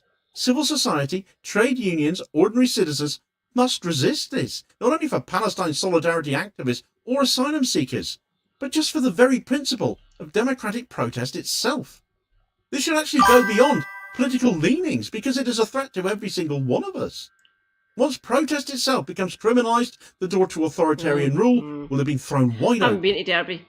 So much of what Starmer's have been getting away watching with them, though. is due to one particular Fucking part of the years ago when I was Terrorism a Act, teenager Section with 12, my and I went into mum why and this is stuff. so toxic and so in need of repeal and replacement in this video recommendation here as your suggested next watch. In light of all those other arrests we've seen around the country this past weekend by people standing up for Palestine and the right to protest. Please do also hit like, share and subscribe if you haven't done so already, so as to ensure you don't miss out on all new daily content, as well as spreading the word and helping to support the channel at the very same time, which is very much appreciated. Holding power to account for ordinary working class people, and I'll hopefully catch you on the next vid. Cheers, folks.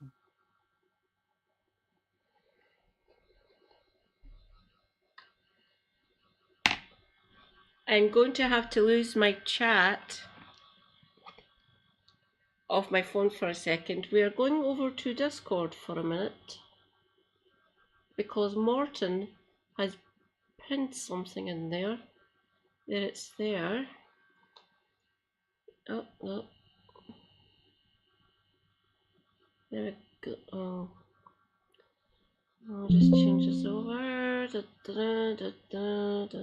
Sources. You're welcome, Morton. Sources. What good damn you? What the hell? Add a source. Screen capture. Carry on. That one. Done. Move over so I can see the chat and you can still see me. Give me a minute until I go into my Discord.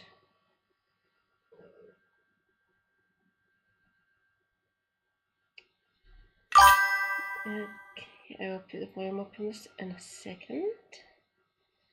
There we put this up.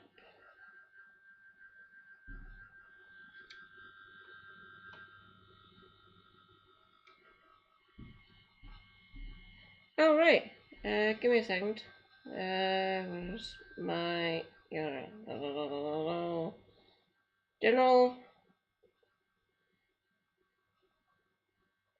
Where's it? Oh, motherfucker. So be this. Give me a second. Copy text.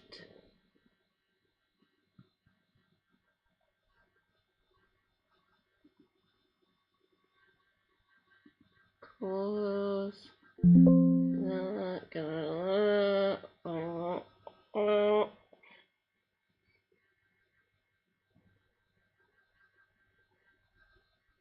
Paste. So that one.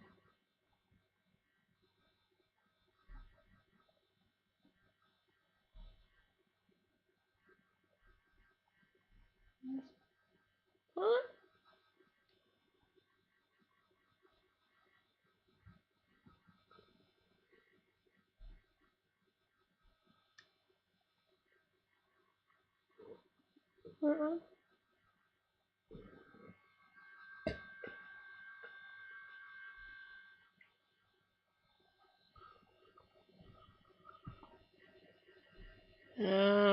Bugger it.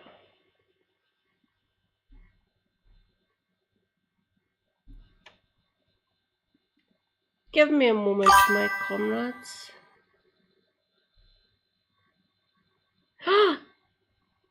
Rejoice, comrades. The Shanna Cranky Pants is lurking while doing her own stream. Hi, sweetie.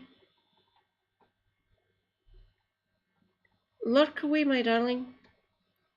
If you're in the void, watch out for the tardigrades. I'm just going to have to play this from my Discord. Screen capture. Add source. This one. Done. Okay. Ah! Bugger.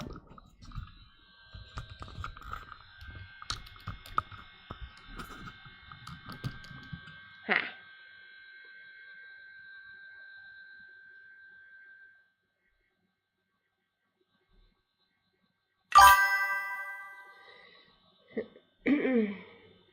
Okay.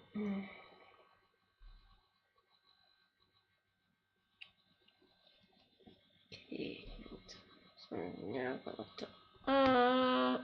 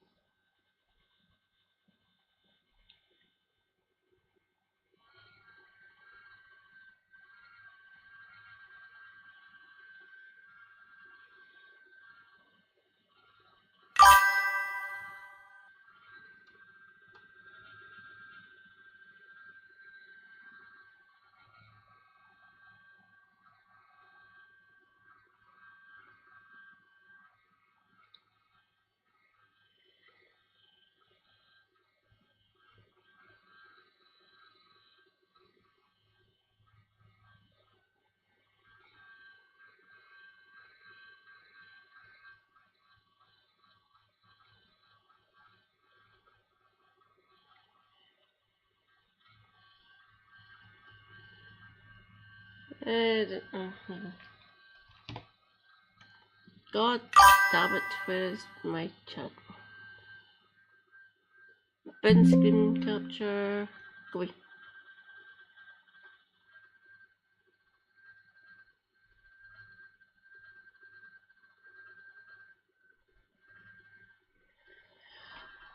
Did everyone hear it? Obviously you did see it. Did everyone hear it? I heard it because I played it on my phone. Morton, thank you. Oh, change over. Go back to my watch later. Oh, bugger it. Go to the Discord.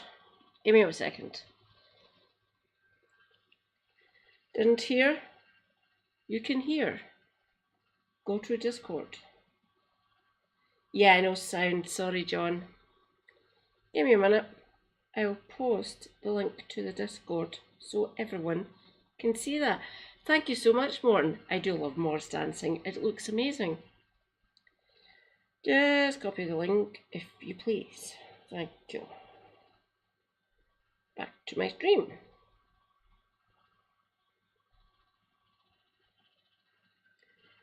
Thank you. Stream manager. Thank you. Oh my god. 322 followers. Ah, cool.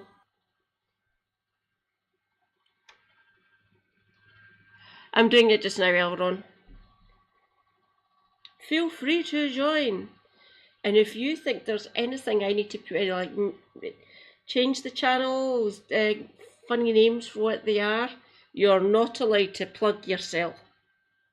That channel is brilliant. I love that name because Scottish and we say yourself a lot. For obvious reasons. But any other of the channel names, if you can think of funniness for them, for whatever they're called, you can submit suggestions. You can DM me on the Discord, which is a Dara link to Numpty Women. That is the name of my Discord. Because I be Numpty and I be woman. I do like my name of my Discord. It is rather funny. Obviously. You can go. Oh, I can put you down now. Oh, I have already. There we go. Give me a second. I'll be back with you with more content. I will get better, trust me. I am learning. In some ways, the bell curve does kind of work when you're learning to stream. But in all other aspects, the bell curve sucks. And please, for the love of God, you do not need to read that book. It is utter garbage. I read it because curious. And other streamers have mentioned it before. You do not need to read The Bell Curve, because the two individuals that wrote it are absolute fucking bellends. For reasons, if you read the book, you'll find out why.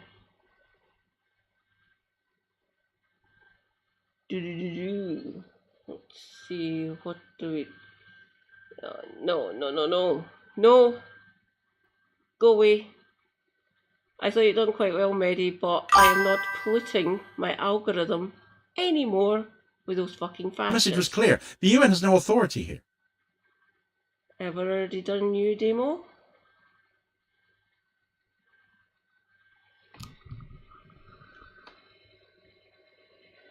I did, I showed it earlier on. I can play it again, I can put it back up. It's actually quite fun. There, it's there.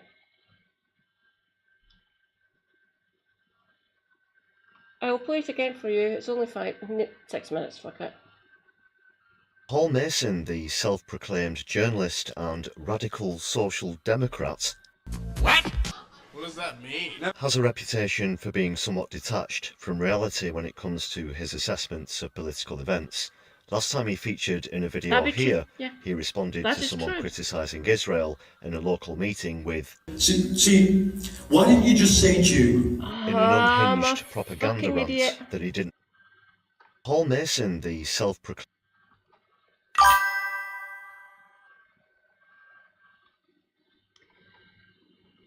Damn.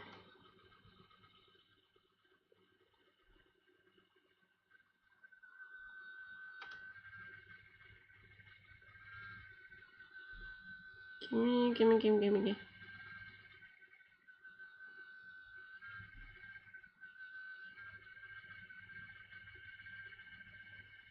What the? Oh, there we go. Don't worry, John. Oh, you're too far over again. You go there.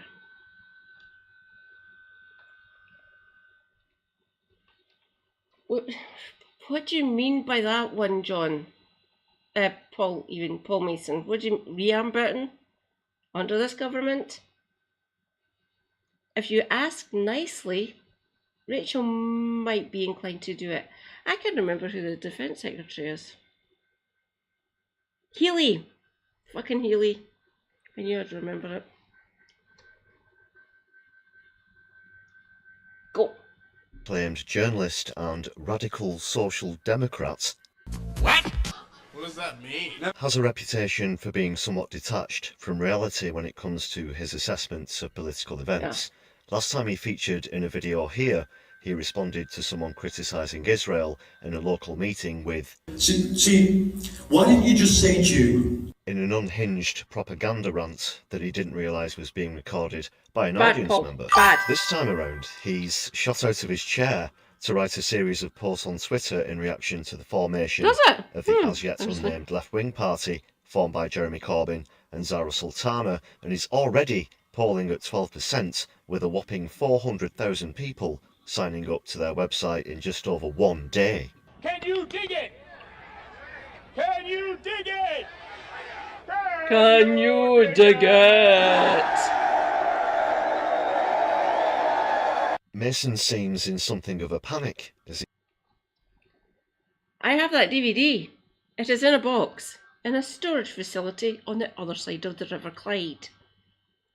It should have got delivered, well, technically yesterday now, because we are now on Sunday. Hopefully, they will call on Monday and I'll get all my DVDs and we'll get our books back. And our bookcases and all our stuff for the kitchen. Don't worry, we've got our little mini fridge and our cooker and our microwave. And my neighbour gave us a air fryer. Obviously kettle, because I like tea and coffee. What the hell?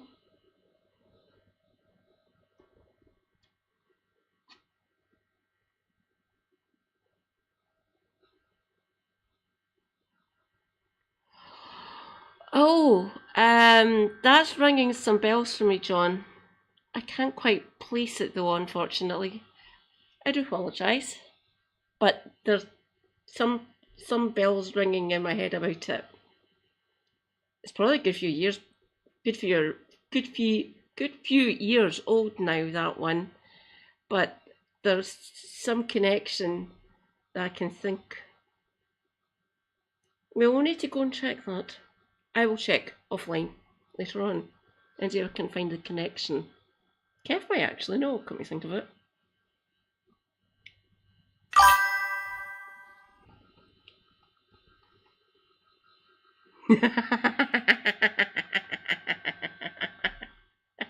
Nice reference, Eldon. God, it's been ages since I've read those books. Somewhere in one of those boxes, I do have the David Lynch version of that film. Kyle MacLachlan's good. So's oh fuck, I can see them. I can't remember their fucking names. I can see all of the actors and actresses in it. I haven't seen the latest remakes of Dune. I will get around to them, trust me. Oh, I have Disney Plus now. I've set it up. And I've linked it to my laptop. So,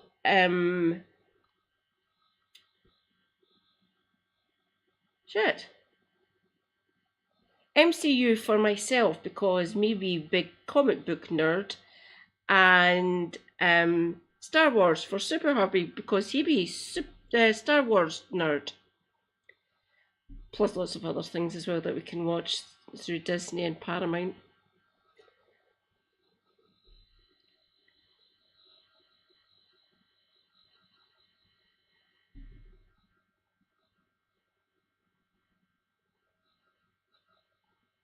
Oh, don't worry, Reza.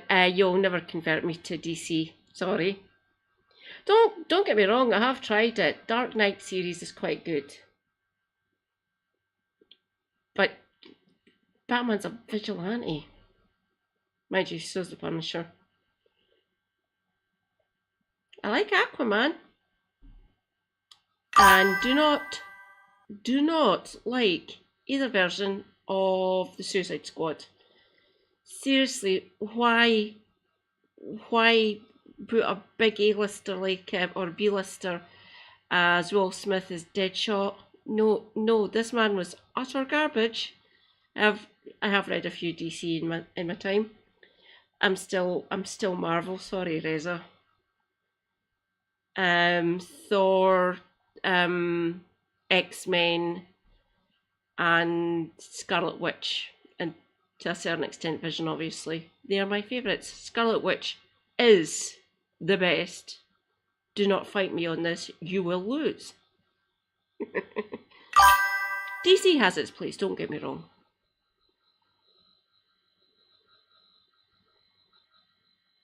Yeah, he totally stoned off his fucking tits on spice. I've never had spice. I have had hash. I have had hashish. It is good for other reasons than getting high, obviously. For my sins, I've done speed and cocaine, but that was over 20 years ago now. Christ, that damn near close to 30 years, can you think of it? He might also be considering.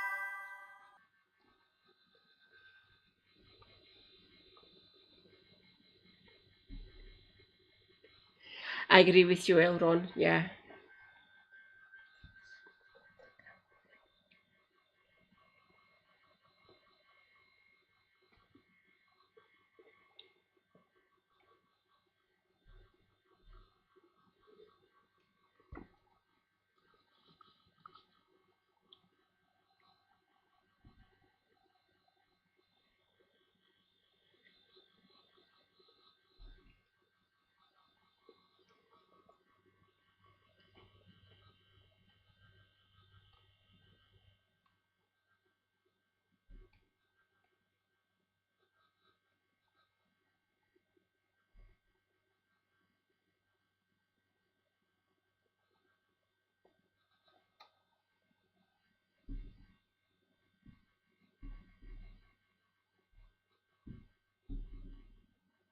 fact that 16 and 17-year-olds are going to get the vote, and in doing so look overwhelmingly likely to vote for this new party, with the former leader of the opposition being ahead of other politicians in the polls in that demographic.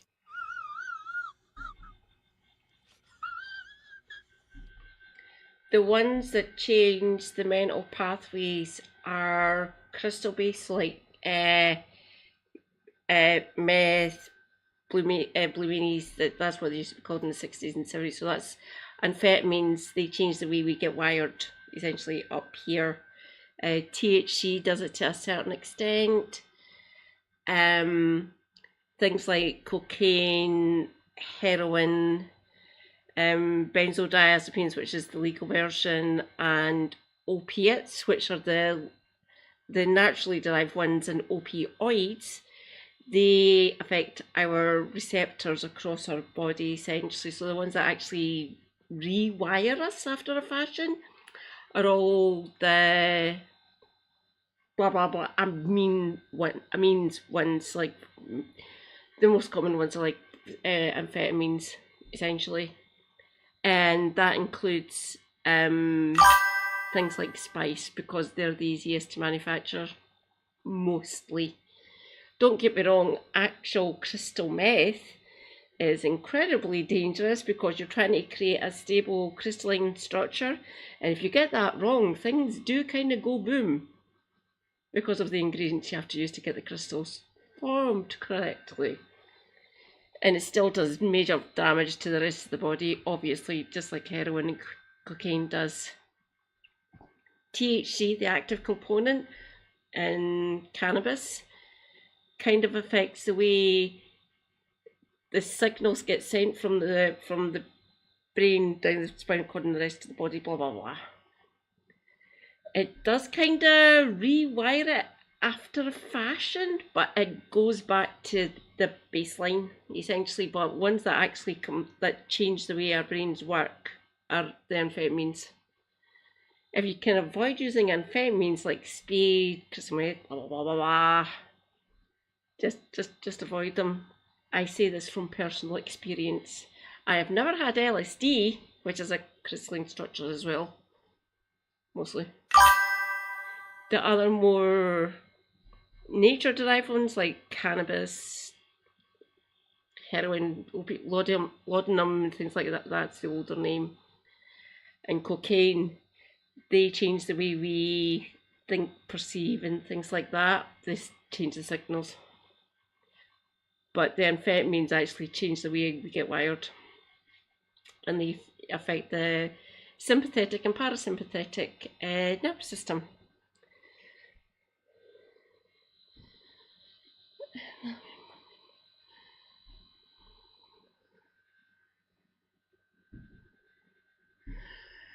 I can see why you've done that, Elron. It's understandable for certain people.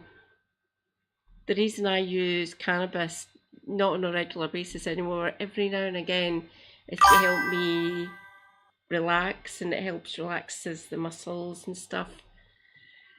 Just to help me not forget, just put it in a different part of my mind, essentially, so I can just sit and chill, listen to music, watch cooking streams, watch other people tackle the Monroes, because I physically can't do them anymore.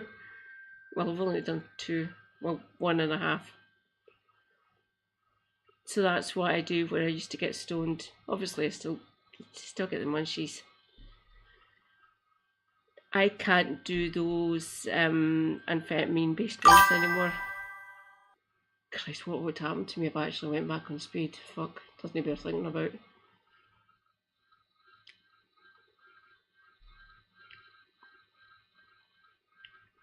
Oh, don't worry, I only used it before I went to gigs. And trust me, it was good for me one time, and the second time I done it, it messed me up so much, and I took a break for like 4 or 5 months, and I went back on it for another gig later in the year, closer to Halloween, like the day before, the 30th of October, when I was 20, 21. I was 20 when I went to see Fear Factory. 21, it was 2000. It was just after I'd finished working for BT. And I was going to the cat house, so I wasn't even going to a gig, I was just going on a night out with my friends. Yeah, don't risk it. Cannabis I can understand. Oh, mushrooms were kind of good for me, oddly enough. It all depends on the person though. We're all different, we're all made differently, we all react differently to all these different things, including food, drink, other things that are classed as narcotics, be them legal or illegal. Mushrooms have been fine for me. I've had what is called mushy brew, so mushroom tea essentially. Fly garlic and a couple other ones, which can kind of disrupt your lower gut biome and the way your gut, like your intestines, work for a bit. And again, it depends on the person. For me, I got blocked. I'll just put it like that politely.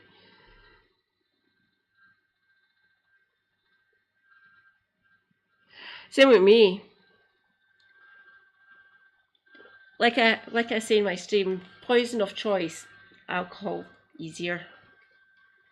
Probably more destructive than some of the illegals.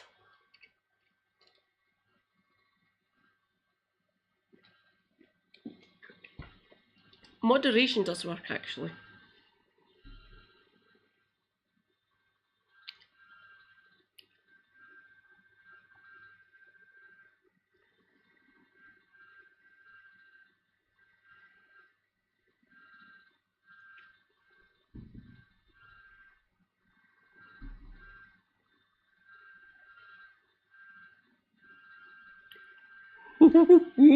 Oh dear.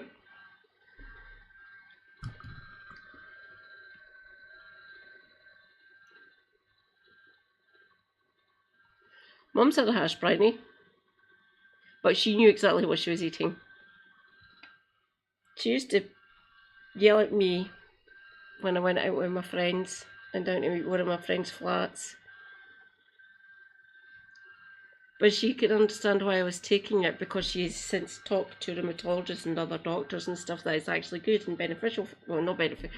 It is good for me to have it every now and again. There's currently 3 joints in my jewellery box sitting right next to me under here. Look at lovely jewellery box. It'd be pink. It'd have lovely clasp. And for all intents and purposes, it has something illegal in it.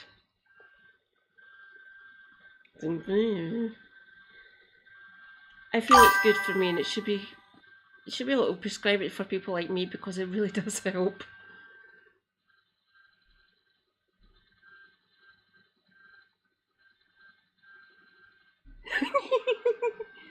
Elron, please don't do that. But I can understand why you're making those jokes. I say that as someone who is on opioids. Where is it? Is it over here? Oh, there it is, there. I have a fentanyl patch right here on my arm. Plus I'm on pregabalin. I was on NSAIDs, but the gut said, fuck you, Katie. So not on NSAIDs anymore. Again, for the 3rd time in my life.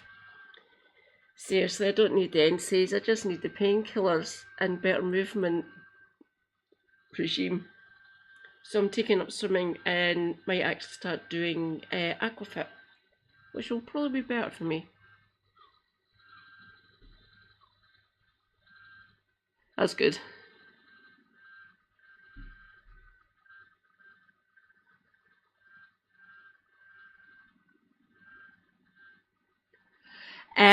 Yes, they can. They can get addicted to anticholinergics, which are like your Benadryl, your nasal sprays, your face mists and stuff.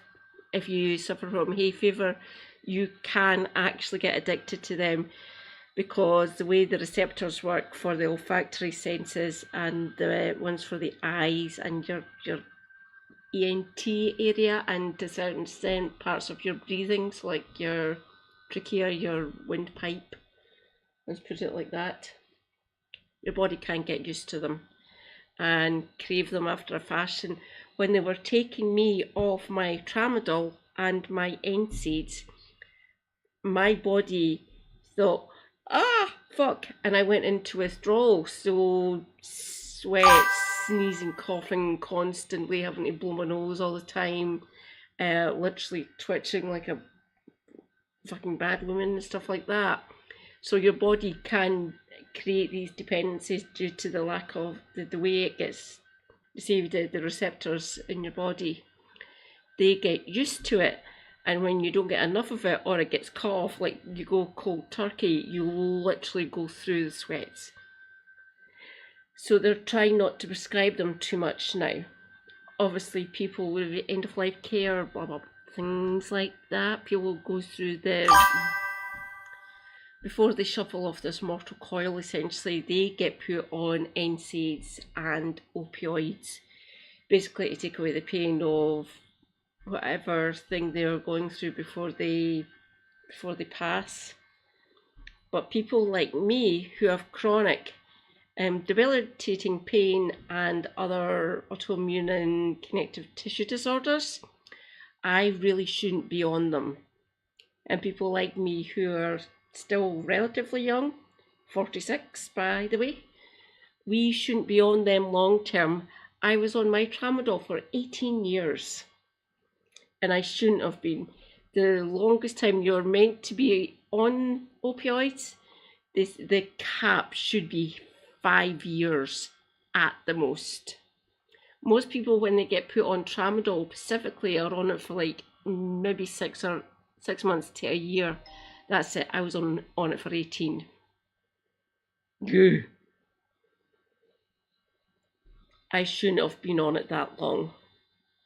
Only stopped taking it 2 years ago. Then I got put on my fentanyl patch, and it is working better for me. Plus I don't need to worry about it disrupting my stomach lining or my guts, which is good, because I can't be arsed going to the toilet so often for things other than urination, let's put it that way.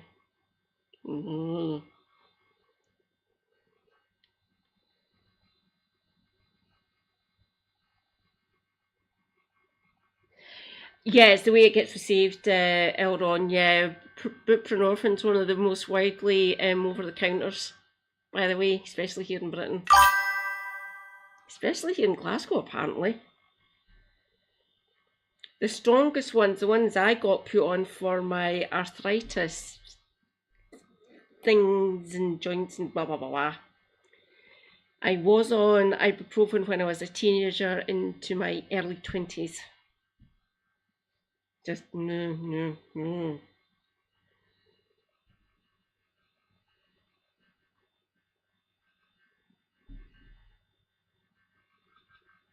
Yeah, no, if you want more of an explanation, I can tell it to you if you like.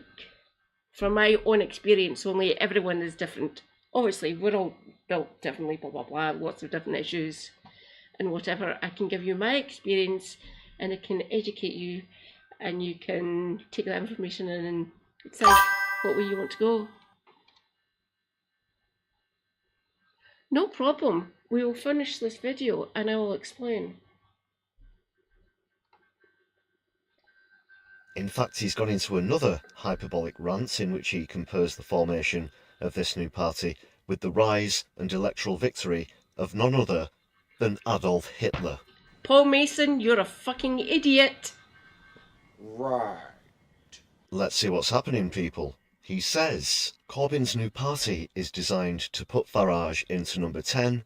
It's a carbon copy of what German communists did when they let Hitler take power without a fight. And the replies to this article are QED, which means he said everything he's got to say.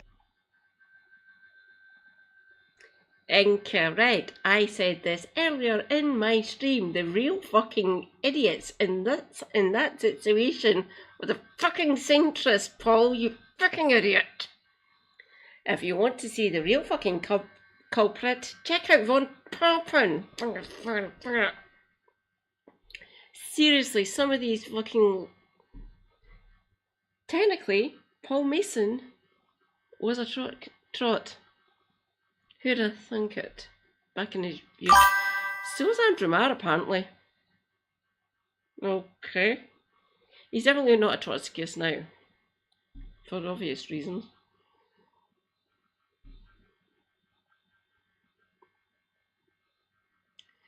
Correct, Elron. Correct. Yes, he is insane. I'm sure Helena's got videos about him anyway. He does come up every now and again. Thank you, Lefty, for talking about this.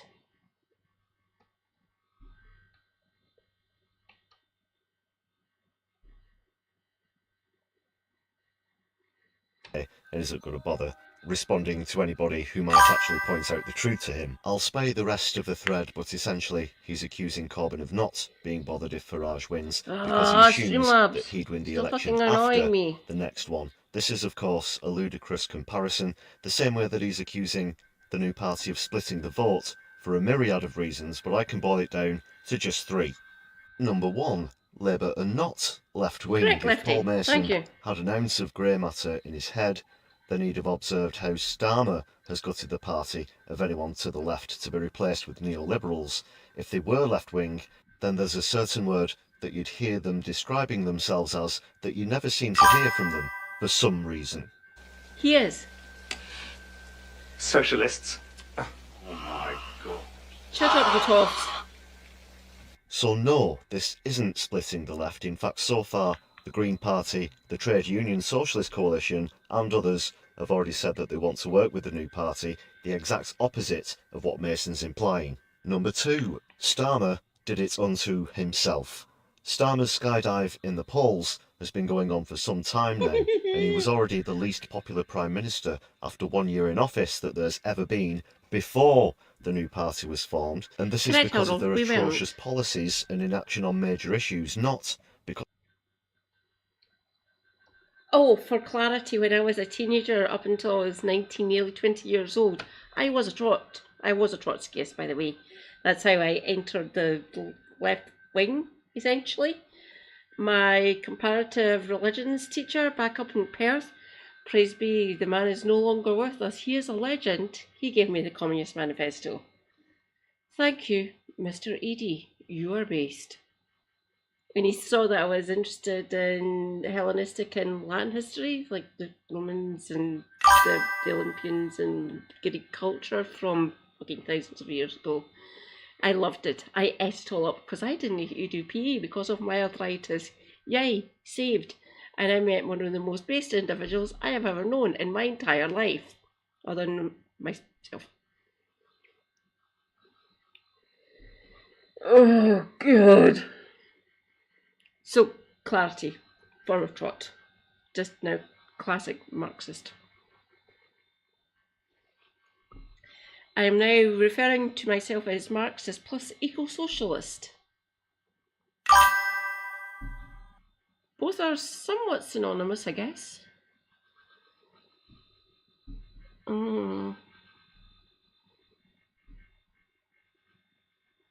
He was Elron, don't get me wrong. I don't lionize people, by the way. I take the good with the bad. And currently, in our political sphere, we're getting all the bad, and it's being done to us deliberately. Who'd have thunk it? Again, in my life. I'm fucking fed up with this bollocks. Like I say, here to educate, teach people some things. I hope I'm doing well. At least a rare will get my point of view, which hopefully will educate people. Because of something that literally didn't exist as his ratings tanked. And the same goes for number 3, the 2025 local elections.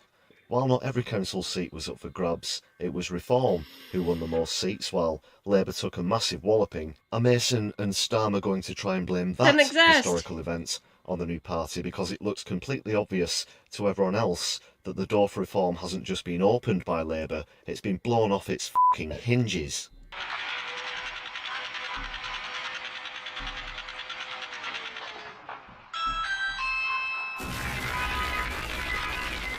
So with Reform projected to surge to a win, to suggest that this transpired because of something that was announced. For those of you who were not here for the start of the stream, whereabouts on this lovely, gorgeous island of ours are you based? You can point to the general area. You do not need to dox yourselves, obviously. Constituency name, I suppose, would be okay.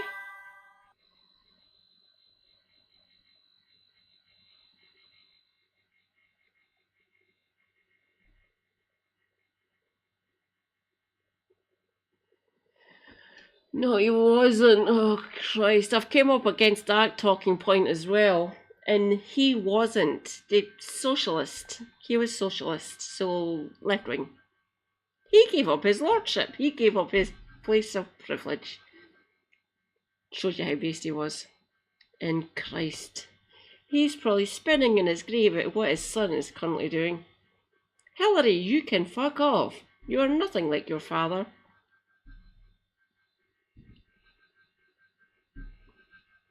Correct, nobody's perfect. Oh, by the way, there is no such thing as perfect, normal, or usual. All three concepts were made to keep the current social and political landscape the same for those in power. Nothing, no one's perfect. No one. Trust me, no one is. If they say they're the perfect blah blah blah thing, they're lying to you. No one is perfect. No argument is perfect. Trust me, we are on the left. We know this.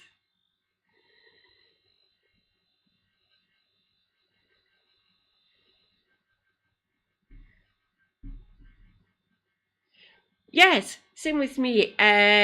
Tested, not in the spectrum. My mind gets changed because I go through gradations of pain and movement issues and things like that. I try to keep ahead of it, really. Do you, John?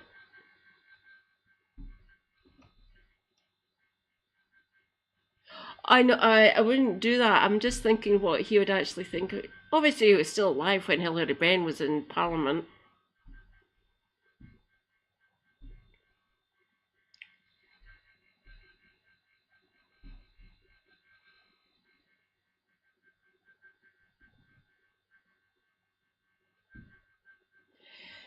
In certain aspects, it does. Kind of. Mostly mobility issues. I don't get around. I struggle to move around and stuff like that, but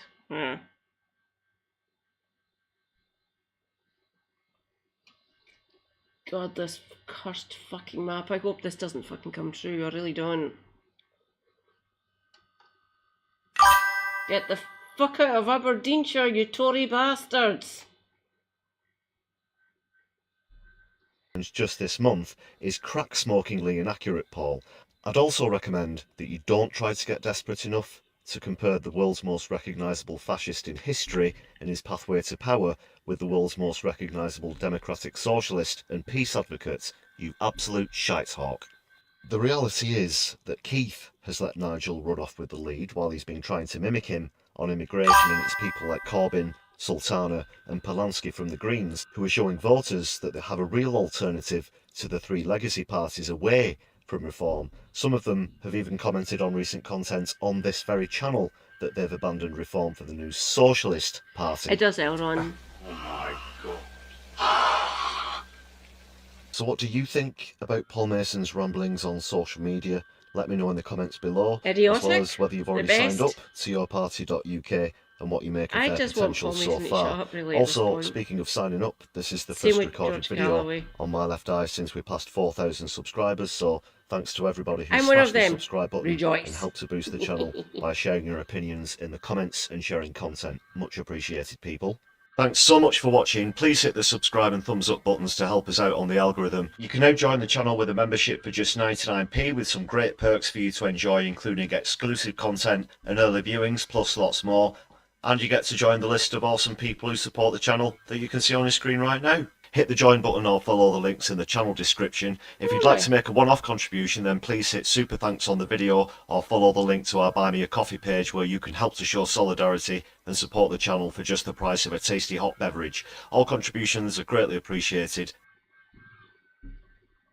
Thanks again, everyone. My Left Eye, be seeing you soon. Right, so Keir Starmer's Labour government. Right, there's other things we can show in my watch later list, but I was going to explain. Yeah, Reza. The way ibuprofen and other over-the-counter ibuprofen is classed as an NSAID, so a non-steroidal anti-inflammatory drug. There's receptors in the way it hits the joints. It does build up a dependency if you're on it for too long. That's why it's used as a short-term. It should be used as a short-term measure, but because a lot of GPs are overworked, far too much in my opinion. Hey Wes, fund the fucking NHS, and Rachel, can you hear me? The way it hits the body, it depends on the patient, obviously. The way it hits the receptor and the way it binds to it, we do build up a dependency on it because of what it does within us to help alleviate, not completely solve, but alleviate to quite a big extent joint and movement issues and connective tissue disorders, kind of. Yeah. Research is still ongoing with that one, but it does kind of help with the connective tissues like tendons, ligaments, the way the muscles are attached to said bones and joints. We do build up a dependency on it. It is bad. And the way it gets dissolved, the way it gets absorbed, disrupts how our stomach and our lower intestines work. It's one of two things. You're either blocked or too loose or very loose and constantly going to bathroom. None of which is good for us, obviously, because that basically is getting rid of all our beneficial bacteria. Not good, and we can't digest things properly. Overstimulates the enzymes and the hydrochloric acid, which is in our stomach. That is our main stomach acid, is hydrochloric. Mine's is inhospitable to everything that I ingest, be it alcohol, pizza, cheese, toast, or marshmallows, or chocolate bars. So they need to limit the amount they prescribe to people. The stronger ones, the ones you get over the counter, you still do build a dependency on them if you use them too much. So you go through withdrawal symptoms, needing to go to the toilet more, like number 1 and number 2. Loss of appetite. I lost my appetite after I lost my. They removed my gallbladder, completely filled with stones. Apparently, they done the pathology on it, and they were wondering. I got my gallbladder removed when I was 31, 32, 46, 15. No, it was longer than that. 16 years, 30 years old. They took my gallbladder out.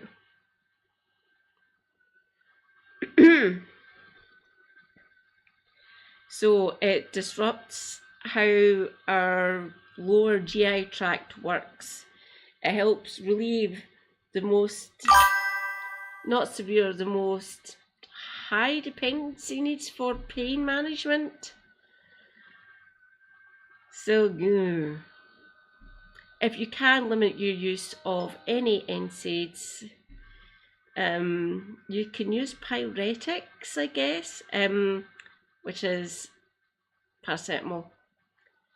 And aspirin is a blood thinner, so it makes the blood thinner to make it easier to transport things around the body.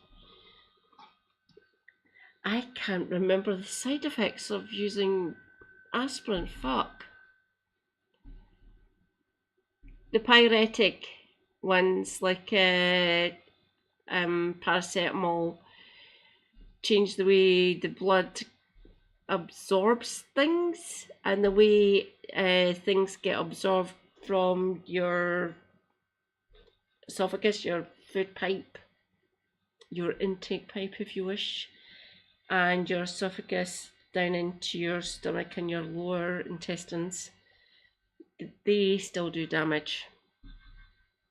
If you can limit using ibuprofen, and you really should only be using aspirin if it's prescribed to you, because people overuse it and ruin the way their blood works and the way we absorb things from different parts of our body. Ibuprofen really is quite destructive at times, depending on the patient, the human. Pets also get ibuprofen, but they really do limit how it is, because we can actually talk to our pets. We can get general feels from our pets, really. Humans can talk. We can tell our GPs.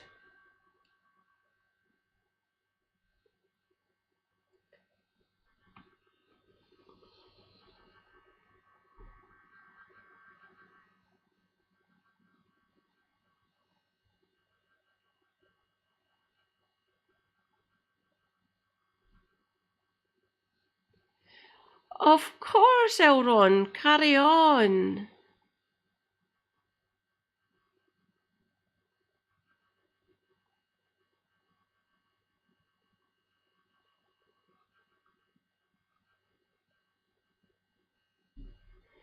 Oh, God.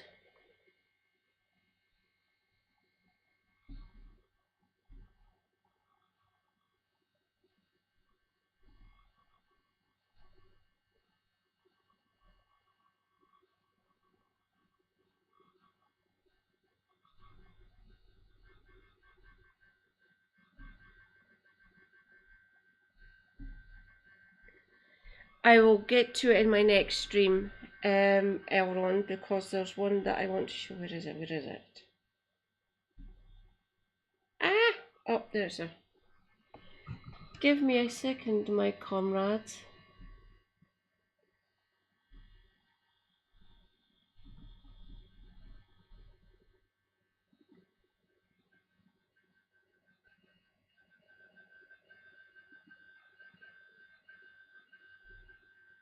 Oh, there's a.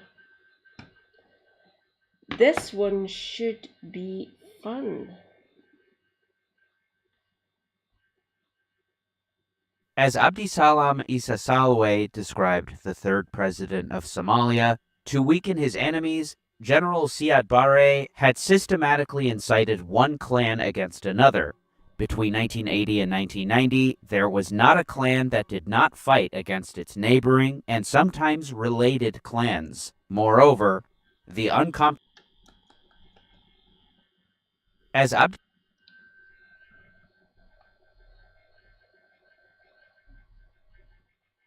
Abdisalam Isa Salwe described the third president of Somalia, to weaken his enemies, General Siad Barre had systematically incited one clan against another. Between 1980 and 1990, there was not a clan that did not fight against its neighboring and sometimes related clans. Moreover, The uncompromising attitudes which Barre's regime firmly held contributed to the coming of the extremists, known as warlords, whose solution was to resort to force to solve Somalia's plight. Coupled with a divided opposition, the situation was really explosive. Oh, fucking hell. I do apologise, my comrades. I will be back momentarily.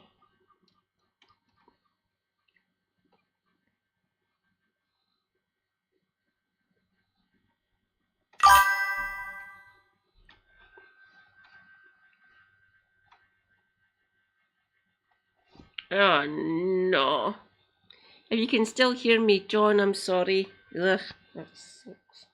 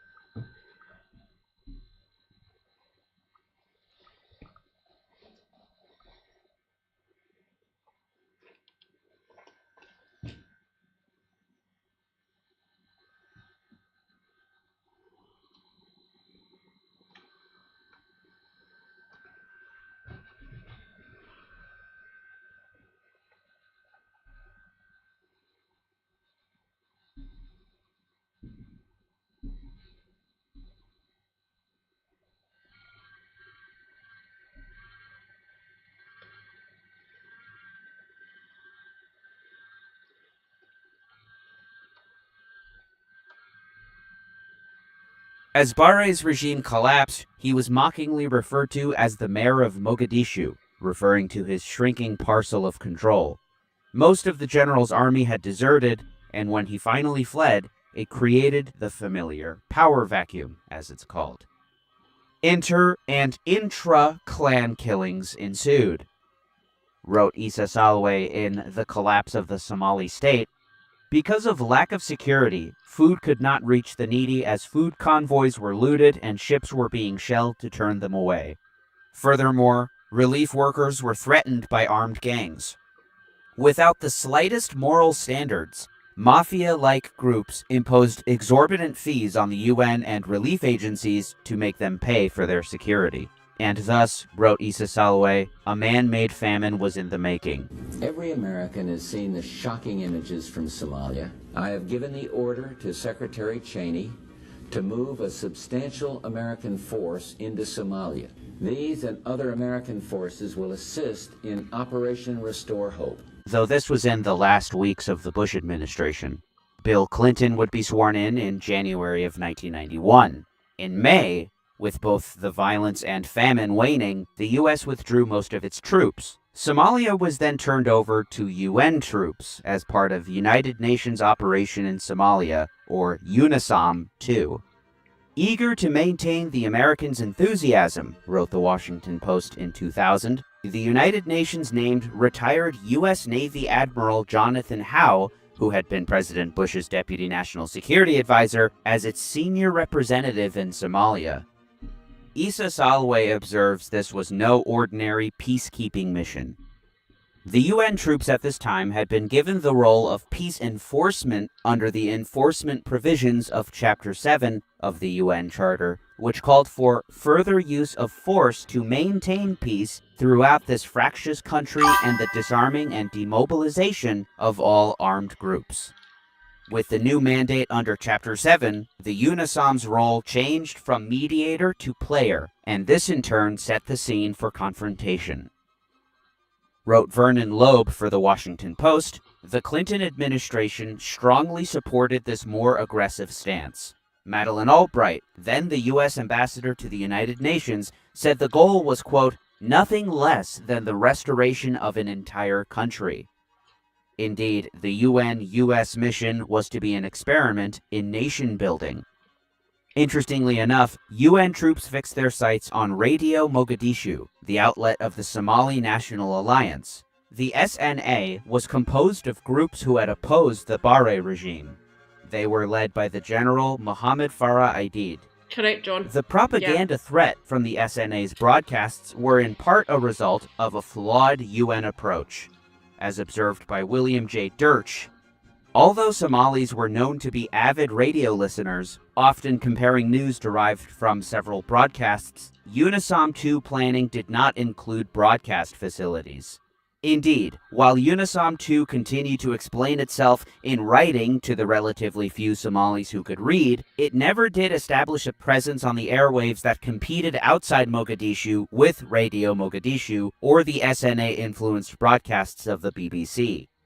This inability to compete directly for the opinions of local listeners was a factor contributing to UNISOM's decision to use military force to contest the operations of Radio Aidid. As described by Loeb for the Post, the UN mission infuriated General Mohammed Farah Aidid, the warlord whose Somali National Alliance had emerged as the dominant force in Mogadishu. Realizing that the United Nations peacekeepers would be a far weaker adversary than the U.S. Marines, Aidid immediately began increasing his armed presence in Mogadishu. He also began broadcasting a stream of anti-UN invective on Radio Mogadishu. His fury, fueled by his antipathy for Egypt, the homeland of UN Secretary-General Boutros Boutros-Ghali, and a steadfast supporter of Mohammed Siad Barre, the dictator Aidid had helped depose 2 years earlier. Major Clifford E. Day observed the shifting objectives in a 1997 research paper for the Air Command and Staff College. During Operations Provide Relief and Restore Hope, the political objective seemed clear: provide humanitarian assistance to the starving people of Somalia. However, the mission of UNISOM 2 proved vastly different from the previous two in that it was more politically intrusive and more willing to use military power to enforce its goals. It was becoming painfully obvious to the clan warlords, and most notably to Aidid, these new mission objectives were creeping from feeding to fighting. In response, Aidid reportedly increased anti-American and anti-UN rhetoric over the radio. In the words of Day, identified as the single greatest source of anti-UN agitation, Aidid's pirate radio station was one of the primary targets of the UN peacekeeping force. The mission for shutting down the radio station was given to the Pakistani Light Armor Brigade. A commission of inquiry established by the Security Council to investigate armed attacks on UN troops described in detail the threat of radio propaganda against UNISOM 2. In particular, broadcasts accused the UN and US of being aggressors trying to colonize Somalia and to establish a trusteeship. They speak highly of Somalia's history of resistance.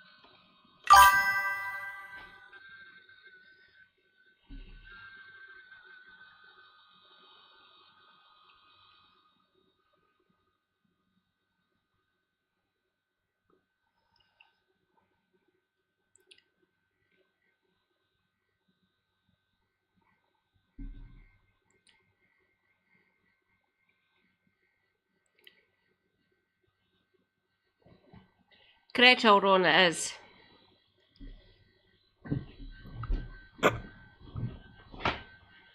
I say in blind interest for myself who I vote for, because there's no... Especially with my platform, I'm fine with everyone knowing who I voted for, so they can see the way I lean, especially politically.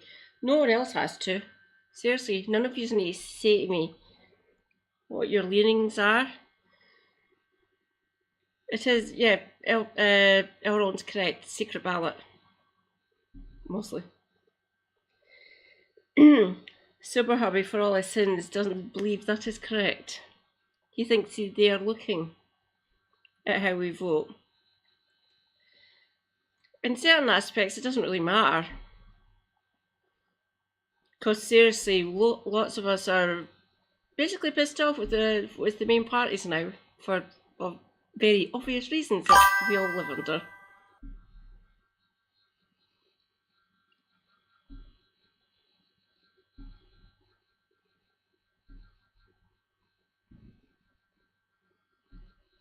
Oh, that is your right, Elron, don't get me wrong. Yeah, that is your right. I do love your name, by the way. Two of my favourite authors, obviously.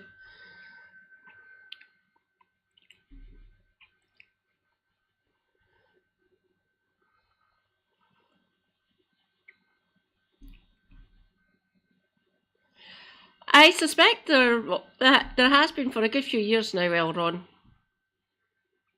Yeah, John. The way our politics work, unfortunately.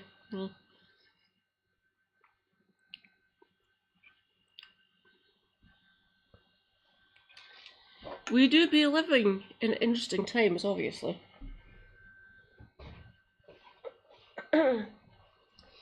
Oh, please do go and follow GDF. They are rather awesome, and the amount, give me a second, and the amount of research they be doing, holy fuck. There is not enough hours in the day for me to actually do things of this nature this long.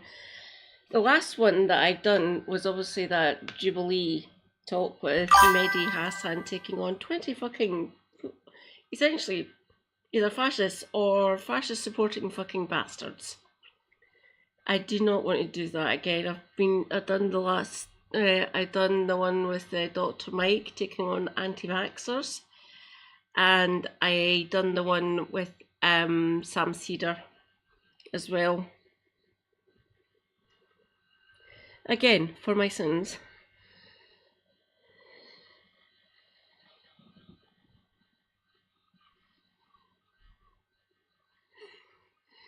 Please, Elron, do not hold your breath.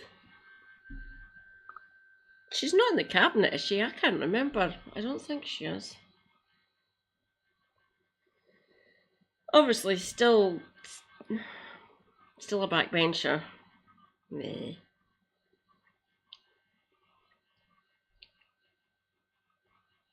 Resistance to foreign domination and imposition. Meanwhile, General Aidid and other SNA leaders were aware of discussions within UNISOM on how to deal with the Radio Mogadishu issue. Rumors spread within SNA circles that UNISOM you're intended fucking to kidding seize me. the radio What station. the fuck? Opinions differ, the Shouldn't report be stated, surprised. even among UNISOM officials, on whether the weapons inspections of June 5, 1993 was genuine or was merely a cover-up for reconnaissance and subsequent seizure of Radio Mogadishu. Regardless, 4 Pakistani units would carry out an inspection. The day before, 2 U.S. Army officers serving in the UNISOM II Force Command handed a letter to the head of security for the SNA, which declared their intent to conduct the inspections. He replied that this would mean war. Just keep on reminding her every The time you go and Pakistani see her troops at were met surgery. by roadblocks and crowds. In a series of ambushes, 24 troops would be killed. As described by Issa Salaway, in a desperate attempt to neutralize General Aidid's power base, UNISOM II started to unleash its firepower to destroy the warlord's military stronghold. In the ensuing operation, they killed hundreds of innocent civilians. For it, unfortunately. The death and destruction caused by the helicopter gunships and, in particular, the highly sophisticated AC-130s with their 105mm guns created widespread Somali casualties, exposing UNISOM's lack of preparedness in such a situation. As a consequence of this policy, however, General Aidid was put in a stronger position than before. We realized for the first time that they had not come here as a neutral force to rebuild Somalia. They were following their own aims and taking sides between the warring factions. In a 1995 Somalia report, Human Rights Watch included a scathing analysis of the notorious Bloody Monday raid, where a building known as the Abdi House was targeted. Cobra helicopters of the independent U.S. command attacked the Abdi House in a morning raid with missiles and rockets. The UN command later said 16 anti-tank missiles and 2,000 rounds of 20mm cannon fire had been used in the raid, which largely demolished the building. Dead. UNISOM subsequently described the building as a command and control center for the Somalia National Alliance. The SNA and other sources have claimed it was a peace and reconciliation meeting. The presence of elders of a broad number of subclans would tend to substantiate this, although the full roster of the dead has never been made public. The Red Cross estimated there were 54 dead and 174 wounded. General Aidid's SNA claimed the actual figure was 73 dead, including 22 women and 10 children, with another 234 wounded. Fuck.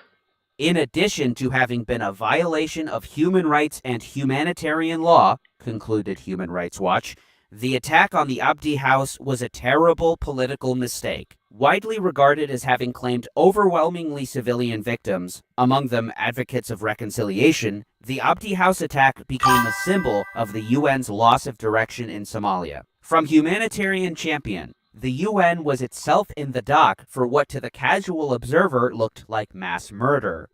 The United Nations, and in particular its American forces, lost much of what remained of its moral high ground. Most troublingly, although the report on the incident by the United Nations Justice Division rebuked UNISOM for applying the military methods of declared war and open combat to its humanitarian mission, the report was never published. As similarly concluded in a monograph for the School of Advanced Military Studies at the U.S. Army's Command and General Staff College. The author, Major Roger Sangvik of Military Intelligence, observed, "Instead of destroying Aidid's organization, it greatly strengthened it." Klan moderates and intellectuals who had supported a negotiated settlement with UNISOM II were now firmly behind Aidid against UNISOM II. The result was that all these people, whether they'd been moderates or liberals or radicals before the meeting, all became radicals when it was over. The second thing that happened, which is a profound turnaround, was that public opinion in general in Somalia swung firmly behind Aidid. People from other clans, from way outside Mogadishu, began coming into the city to join Aidid's fighters. Deed's clan unified behind him.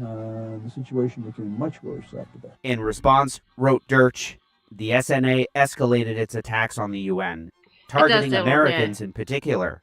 Mortars, first used on the 6th of July, were used extensively starting in early August. Use of command-detonated anti-vehicle mines also started in early August. On August 8th, one of these killed 4 U.S. soldiers. Just one day after the Black Monday raid, Pakistani troops opened fire on a crowd of Somalis, killing 20, apparently not the only such incident. On the 17th, the UN mission in Somalia issued an arrest warrant for Aidid. Howe made wanted posters, announcing a $25,000 bounty on his head. The UN resolution meant that Mohammed Aidid became a wanted man with a price on his head. I think that the resolution to declare Aidid a criminal, first of all, I think it was ridiculous. Second of all, I think you were no longer in peace enforcement or peacekeeping. I mean, you were now in a counterinsurgency operation or in some form of war. But despite numerous attempts to apprehend him, he remained on the run. Spearheading these attempts was an American military force codenamed Task Force Ranger, including some 400 Army Rangers and Delta Force commandos, and 16 helicopters. Their mission would be codenamed Gothic Serpent. In a pointed critique of Task Force Ranger, Day argued, if the mission of UNISOM 2 seemed far-fetched, then the mission of Task Force Ranger bordered on the absurd. The overall mission of the U.S. in Somalia had gone from feeding to fighting, and then to direct action against Aidid. And despite their technological superiority, they faced critical intelligence challenges. As described by Day, the U.S. military has the capability to launch strategic nuclear weapons at targets across the globe, and to tell the difference between actual and fabricated Scud launchers from thousands of miles in space. However, the Defense Department's myriad of billion-dollar technical intelligence equipment proved totally useless in Somalia with regard to the hunt for Aidid. Intelligence is the key to any operation, and the basic intelligence in military operations other than war is provided by human intelligence. According to Clayton K.S. Chun of the U.S. Army War College, the Americans had a hard time recruiting spies. Task Force Ranger could rely on signals intelligence, aerial surveillance by helicopters and aircraft, satellites, and ground patrols. The only problem was human intelligence. Breaking into tightly controlled clans and getting precise information on Aidid's whereabouts, especially while he stayed underground, was difficult. Right away, the Rangers' jobs were made harder with the loss of the most important intelligence asset. According to Loeb in the Post, the agency's primary asset, as paid informants are known in CIA parlance, was a minor subclan leader from North Mogadishu left over from before the U.S. government pulled out in 1991. As warlords went, he controlled maybe 400 men, which was laughable in the face of Aidid's thousands. But the warlord was valuable given the lack of alternatives. The warlord, however, would not be taking part. The CIA's prize asset shot himself in the head playing Russian roulette the night before the full Delta Task Force was due to arrive. An intelligence officer reported to William F. Garrison, commander of U.S. forces during Operation Gothic Serpent, main source shot in the head. He's not dead yet, but we're f***ed. Their strategy was to conduct raids in an attempt to find and capture Aidid. In their first raid, Delta Force commandos roped down from helicopters onto a house and arrested the occupants, who turned out to be UN aid workers. It was an embarrassing debut that blew their tactical surprise. Indeed, tactical surprise had been lost in two ways, Day argued. General Garrison knew he had lost strategic surprise when the UN and Howe told Aidid he was a wanted man. But now, Task Force Ranger had lost operational surprise with this failed raid. Everybody now knew they were in Mogadishu and why they were there. In order to evade capture, Aidid reportedly moved every 2 hours, wore disguises, and slept at different locations every night. Task Force Ranger would conduct 6 more unsuccessful raids, and Aidid wasn't at any of them. The story of the ill-fated manhunt was told in a number of articles for the Washington Post. One 2-part series by Rick Atkinson, a few months after the battle, is particularly revealing. Each mission was built around a basic template. Delta commandos would storm the target building, Rangers would ring the target for security, helicopters would loiter overhead to control crowds and provide fire as needed. As a result, despite attempts to vary the missions, a pattern had been established before October 3rd. The article quotes an SNA commander, one Colonel Ali Aden, who observed, "If you use one tactic twice, you should not use it a third time." And the Americans already had done basically the same thing 6 times. The article additionally quotes Bill Garrison himself, who observed, "You can have all the grand theories about warfare that you want, but ultimately there are 4 options. Up the middle, up the left, up the right, or don't go." Though, as concluded by Sangvik regarding the fateful battle, calling off the mission entirely would have resulted in the highest level of success. The behavior of Task Force Ranger and their CENTCOM commanders can be characterized as a mix of overconfidence and underestimation of the SNA and ID's capabilities. As observed by Day, Aidid was not the type of individual the US and UN made him out to be, having trained extensively at Soviet and Italian military schools. Aidid knew military tactics and was an expert at urban guerrilla warfare. Knowing this, Task Force Ranger leadership might have thought twice before attempting the ill-fated October 3rd raid, using the same tactics as the previous raids and in broad daylight. Indeed, Chun shows how Aidid adapted his approach. Aidid experimented with ways to attract and destroy American helicopters. One scheme was to conduct mortar attacks to hit UN and other targets. Somali fire harassed Americans, but it also served to lure helicopters to an area where the SNA could engage them with ground fire and RPGs. Additionally, Aidid supporters experimented with fuse-modified RPGs and shot down a Black Hawk on September 25th. The RPG exploded in the cabin and killed 3 crew members, but the other helicopter pilots believed it was a lucky shot. Indeed, a Black Hawk had been downed just days before the story told by the eponymous movie. But Task Force Ranger did not heed this warning, evident in the words of Captain James Lechner, their fire support officer. "I rashly believed, based upon enemy proficiency and the capabilities of our pilots and aircraft, that we were relatively impervious to ground fire. I maintained this belief even after the Black Hawk was shot down in September." The October 3rd raid was not only the 7th of its kind, in broad daylight, it was also deep inside SNA territory. On the day of, Lieutenant General Tom Montgomery, Deputy Military Commander of UNISOM II, informed Garrison of the target location. "That's really Indian country. That's a bad place." At around 3:40 p.m. on October 3rd, "Hey everyone, GDF here. Just want to thank everyone who has subscribed, become a patron, and donated. I wouldn't be able to devote as much time as I do without you all. If you want to watch exclusive content and join the Discord server, become a patron now." 4 MH-6 Little Birds descended onto the streets surrounding the Olympic Hotel. Delta troops rushed into the building, and Rangers fast-roped from their UH-60 Blackhawks, taking positions around the building. The Delta troops slapped flex cuffs on 24 Somalis, taking them prisoner, and prepared to bring them outside into a 12-vehicle convoy. According to Lieutenant Colonel Danny McKnight, commander of the ground convoy, "Everything was going fine. We definitely achieved surprise. But when we started to load the detainees, everything changed." In response to the commotion from the Blackhawks and Little Birds, wrote Chun, Somali fighters in organized platoons and squads of 6 or 7 fanned out to buildings, doorways, walled areas, and trees to avoid the helicopters. This raid was a major thrust into the heart of ID territory, so there was no problem getting more fighters to take on the Americans. Aidid shrewdly sought not a tactical victory, but a strategic one. Aidid knew that the American public would not tolerate casualties, Chun observed, especially in a conflict not affecting a vital national interest. Excessive casualties might force the U.S. Congress and the public to turn against the UN and U.S. Somali mission. Aidid's end goal was not to achieve a military victory, but to sap the will of the American public and force disengagement in Somalia. Colonel Sharif Hassan Jamala of the SNA ordered his men, "Don't let reinforcements reach the enemy pocket." While we were fighting the Americans who had come down in the helicopters, we were told that there were reinforcements. coming for the Americans. We then immediately started to build barricades to stop the convoys.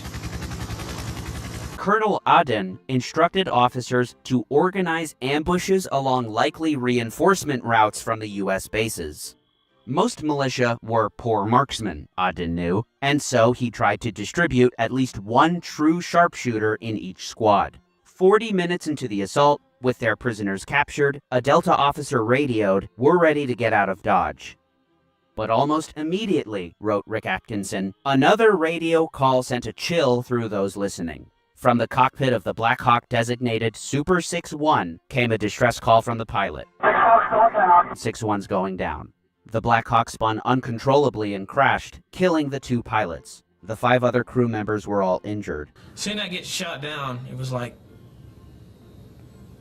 wait a minute, it's not supposed to work like this. Loeb describes the chaotic rescue attempts that followed. First, the convoy carrying the prisoners was now directed to the scene of the crash, but on its way to the first crash site, the convoy got lost in Mogadishu's labyrinth streets, blasted at every intersection with machine guns and grenade launchers. About 90 minutes after the first Black Hawk went down, the convoy made its way back to the airstrip without ever reaching the crash site, in line with Jamala's instructions. Nearly half of those on board, 50 U.S. soldiers and their 24 Somali prisoners, had been shot or hit by shrapnel. Atkinson's reporting substantiates the onslaught. Gunfire raked the convoy at every intersection. Somalis sprinted across the street, spraying bullets. One of the fighters scored a direct hit in one of the trucks with an RPG, decapitating the American driver. Meanwhile, wrote Loeb, another convoy had set out to relieve 90 soldiers who were then clustered around the first crash site.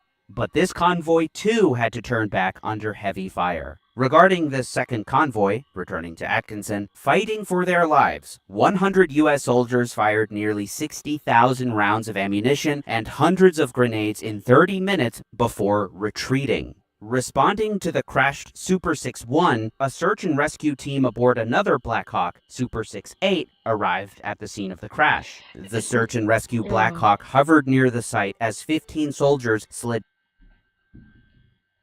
down ropes onto Freedom Road. Pause, goddamn you. I'm kind of sore. I know I'm still awake. I'm just trying to deal with some pain at the minute. I'm going to try and get through this, then we'll go and read Spilled Bag of Ice, because that's where Shanna said she was going. So we'll go over and say hi to Spilled Bag of Ice, because he is brilliant, and he is Carlos. Carlos be based. Carlos be dog. Yeah, not tired, just sore and stiff and kind of pissed off. This is the accurate description of what happened then. Don't get me wrong, no slate on Ewan McGregor, he is from my home shire. Black Hawk Down is a rather fun movie. I do like it. It's not really that accurate. Still fun though. Still fun. I'm trying to think of other ones that are based on historical events. Most of the Second World War ones are mostly propaganda ones from just before the start and during the Second World War up until like 47 and 48. Still mostly propaganda. Quite a lot of them feature who I like to call Marion or John Wayne. They're mostly propaganda. Again, fun, I'll give them that. They're quite a good watch. Battle for the River Plate, very accurate and very fun.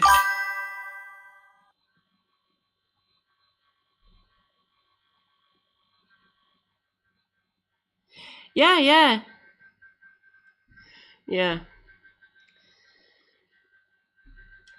I wasn't old enough to go and see, no, I was, 92 essentially. Black Hawk Down, 91, 12, come on. I was old enough, but I wasn't tuned into war movies. Still kind of sci-fi and fantasy-based films, and some types of comedy films and historical. In my younger age, more sci-fi and psychological and serial killer-y type films. You know, like Silence of the Lambs, Red Dragon. There's been a couple about the Zodiac Killer. Films of that nature. And funny historical ones. See The Producers or Blazing Saddles. Mel Brooks, you're a lunatic, but brilliant films.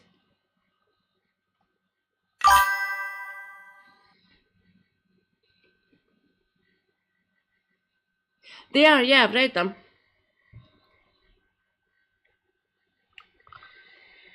The one I am verboten from saying to my sister is Babadook, because she'll just slap me.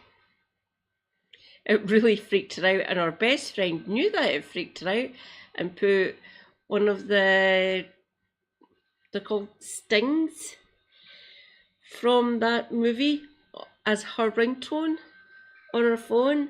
And my younger sister says she threatens violence to her best friend because she has that every time she either gets a call or like a text or something or an email alert. And she just kind of turns around and looks at her and threatens her with violence. Yeah, little sister's best friend, please don't do that to her. You know what she's like. And saying that, both of us are still horror fans, especially Japanese horror and South Korean. They seem to be rather good at it, really.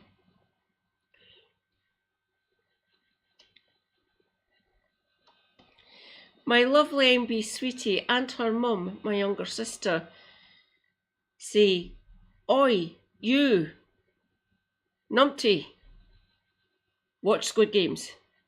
I'll get round to it eventually.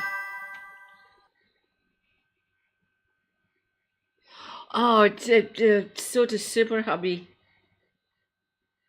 Like the House of Wax, or like your Bela Lugosi type films of that nature.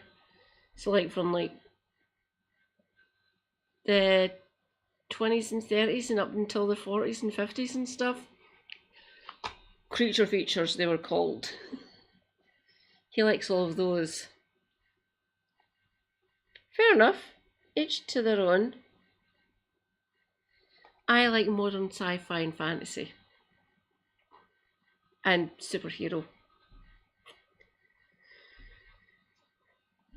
I do like a good scare every now and again, obviously. With 2 men still on the ropes, a rocket-propelled grenade hit and all but severed the main rotor blades. The pilot held his hover until the final soldiers were off their ropes, then limped back to the airfield. Super 6-8 had been hit behind the cargo area in the main rotor section, right in the area of the engine. The rotor blades had been hit by shrapnel. When it touched down at the airfield, it was inoperable for the rest of the battle. As for Super 6-1, downed in enemy territory, for the 90 or so U.S. soldiers consolidating near the downed helicopter, Freedom Road and the adjoining alley had become a killing zone. AK-47 bullets flew overhead with a loud pop, punctuated by the red streak and ominous swoosh of rocket-propelled grenades. So many Somalis made their way to the neighborhood that helicopter gunners overhead ignored those with rifles to concentrate on the more lethal rocket-propelled grenade gunners. At 4:40, wrote Sangvik, the Somalis used RPGs to shoot down a third helicopter, Super 6-4, as it orbited to provide fire support for crash site number 1. There were now 2 helicopters downed in enemy territory. As highlighted by Atkinson, Task Force Ranger had barely enough troops to defend 1 site. Covering 2 was impossible. All 4 crewmen apparently survived the second crash. Another Black Hawk, Super 6-2, touched down near the second crash site, where 2 Delta snipers jumped down in order to support the downed crew members of Super 6-4. Atkinson wrote of Super 6-2, which was piloted by one Michael Gaffina, 10 minutes later, a rocket-propelled grenade smashed into the right side of Gafina's helicopter, knocking his co-pilot unconscious and shearing away the leg of a third Delta sniper manning the door gun. The blast blew out the windshield, ripped through the number 2 engine, and triggered a medley of warning horns and lights in the cockpit. Gafina kept the helicopter airborne long enough to make a crash landing. 5 troops at the Super 6-4 crash site, including the 2 Delta snipers who joined them, were overrun by the fighters and crowds. One, Michael Durant. I know 2 aircraft mechanics.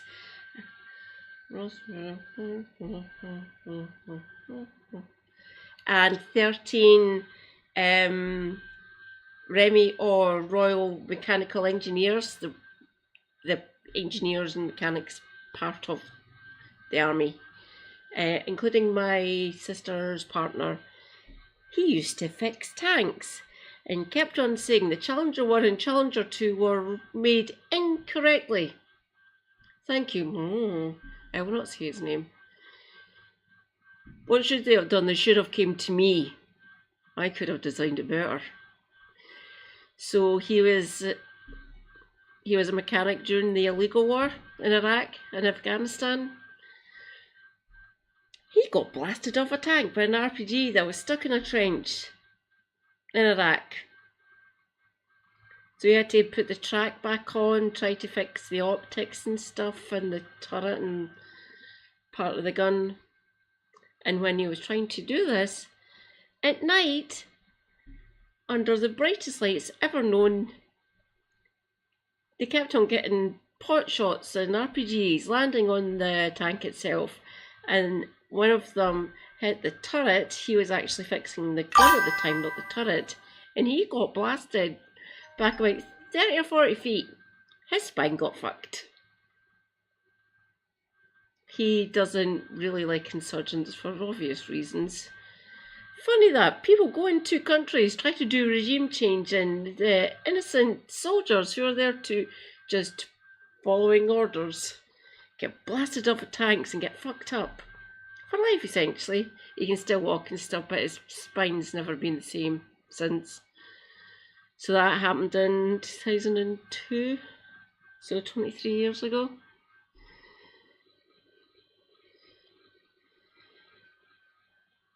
Holy fuck! You and what I will call brother-in-law agree. He loved the Centurion. He said the best made European tank was the Leopard. Well done, Germany. Oh, the Abrams is worse than the Challengers, by the way. It's a piece of shit, according to most of the mechanics. He got roped in to actually try and fix the Abrams, and he turned around to the lead mechanic, the lead American mechanic, said, "What can you do? I can scrap it. I can fix it, but it's still going to fucking happen."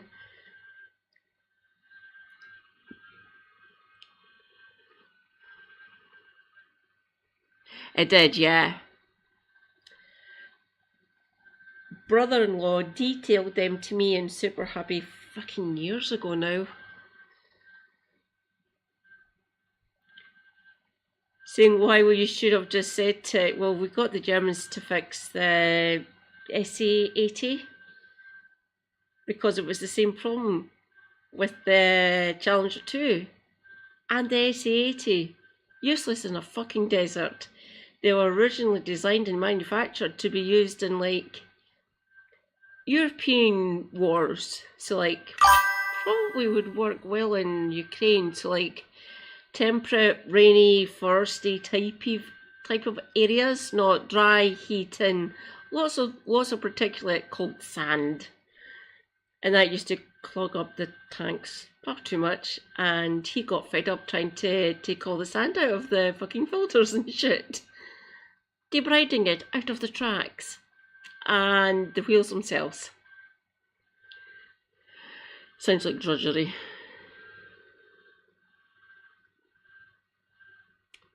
The Chieftain was good. It just needed upgraded a bit. Bigger gun put on it, mostly.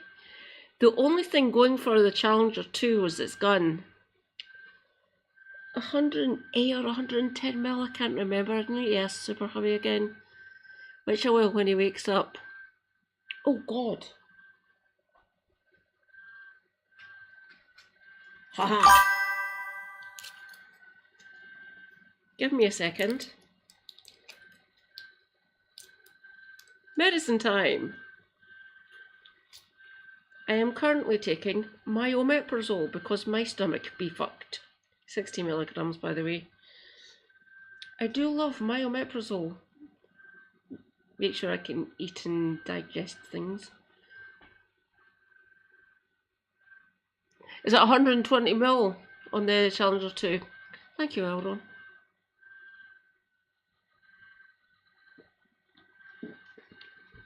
I'll not put the usual addendum. My dad shuffled off this mortal coil. He was a nuclear engineer. He was the main engineer for Vaseline. He maintained the engines and the things of death. He is no longer among us. He was a really good engineer, but he was an alcoholic. Very intelligent, just like his daughters, all 5 of us. Me and my 2 sisters, and with his second wife, my other 2 half-sisters. We are all intelligent, we all have degrees. He was very intelligent. Oh, so's Mum. She has a degree as well in midwifery and family planning, with a special focus on young mums, teenage mums, so lassies that get pregnant under the age of 18. Well, the first 3 were me and my 2 sisters. Then Mum and Dad got divorced when I was 6 years old. Then he married his second wife. I'm 46. My 2 half-sisters are 26 and 24 now. So one of them's 20 years younger than me. He was married to this woman for many years before they actually had their 2 daughters. Yeah, he's only had daughters. We are all she, they. She, her. We're all she, her. But yeah, only daughters. Sorry, Dad. That happens in families, by the way. Has been known, has been documented for many, many centuries. Some families, everyone knows this, the dad actually determines the sex. It's the hormones and what DNA the sperm contain that determines the sex of the child and how it grows and blah blah blah, and lots of other things, obviously. But yeah, it's the dad. So monarchs blaming the mother that they're not giving them a son that they require. No, it's used to make the sex up, by the way. It's a coding in the DNA that you give to create a child.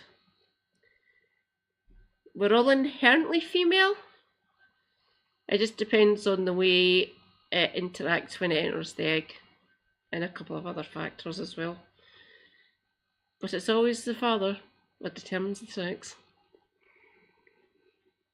I know he was an alcoholic when he met my mum before I was born. I'm the eldest. I'm the oldest out of all of his children, so I was the firstborn. Lucky me.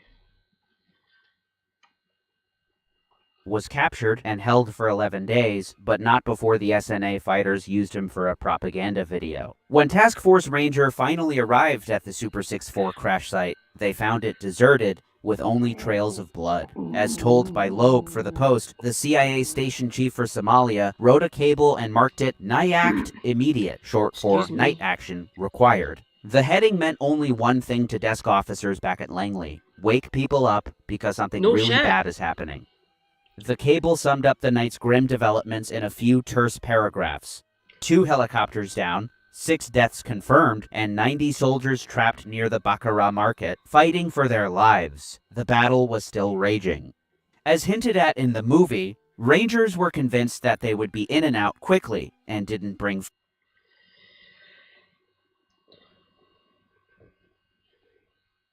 I will be generous. This was roughly about 10 minutes. If we're lucky, probably a good few minutes less than that, but I'll be generous to it. It's roughly about 10 minutes, this section, which went on for like 4 or 5 hours. And it got 10 minutes roughly in the movie. Don't get me wrong, Black Hawk Down is a good movie. Good piece of fiction, essentially. It took elements and actual transcripts because they actually worked with the MOD and the DOD as well. Super Hubby says that. Yeah, no battle plan survives contact with the enemy. That's why they're called the fucking enemy. As he puts in, lots of other people. I can't actually remember who came up with that one. But yeah, no battle plan survives contact with the enemy. Ever. Ever. Seriously, it doesn't work. They're the enemy.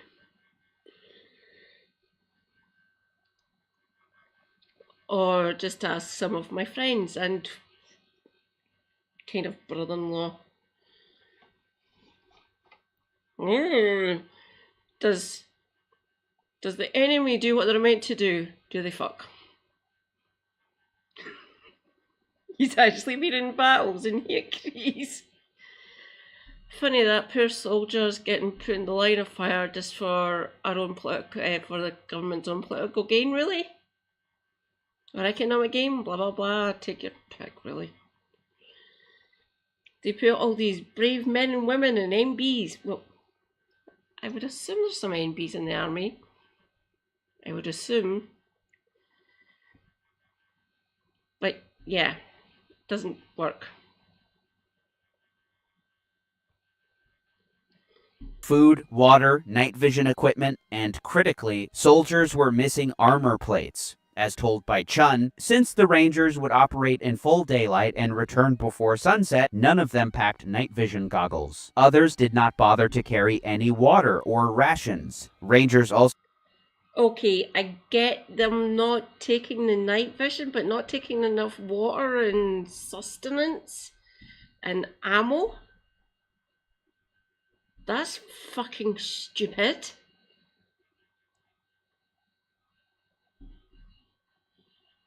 Case in point for your lovely comment there, Elron. No battle plan survives contact with the enemy. Especially when you're going fucking in under-provisioned. So bloody stupid. Why would you not give them enough fucking water and ammo?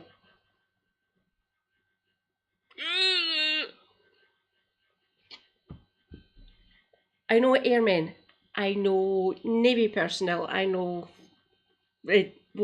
some people are still serving, by the way. They're the same age as my niece, and my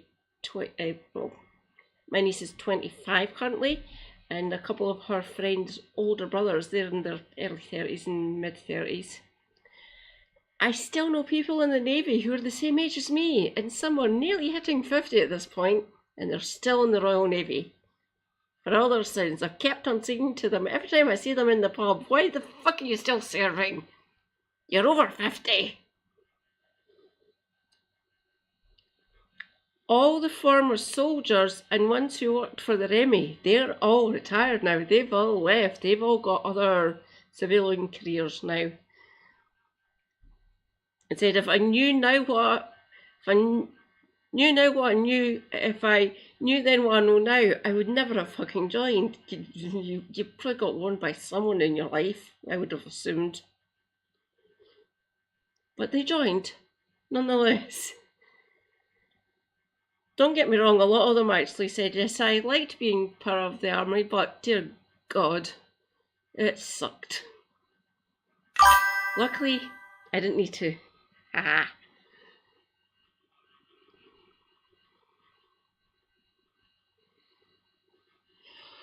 Oh dear God. Is he doing well? I hope he didn't get put through the ringer. I've known some people who got put through the ringer because some of them did serve during the Falklands and the First Gulf. They're all older than me, obviously, especially the ones who served during the Falklands. They're all... how old's Graham? My lovely comrade Graham, I will not give you his surname, he's a Kilmarnock fan for all his sins, for reasons. He would have been 18 or 19 during the Falklands. He was an engineer, he worked in the engine. He worked in the engine room, essentially. HMS Antrim, I believe. He said it sucks. The Navy command is slightly better than the Army command, apparently. I only go on what they've told me. But yeah, he left in 91 or 92, and he went straight into the Royal Mail. And that's where he met Super Hubby, so they worked together in the 90s and stuff. He said, what was it like? I fucking hated it. My commanding CEO on my ship was a fucking idiot. And a cruel taskmaster, so he was an idiot and still punishing his crew for fucking the slightest misstep and everything like that bollocks. Fair enough. You choose to join up, but you don't get to choose who your commanding officer is, unfortunately, especially in a ship. Apparently the weapons on the Antrim was quite good.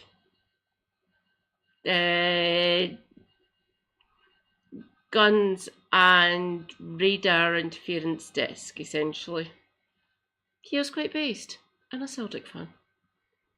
And a Conrad, apparently. He's an ML. I have met this man, he is good. He's still an engineer.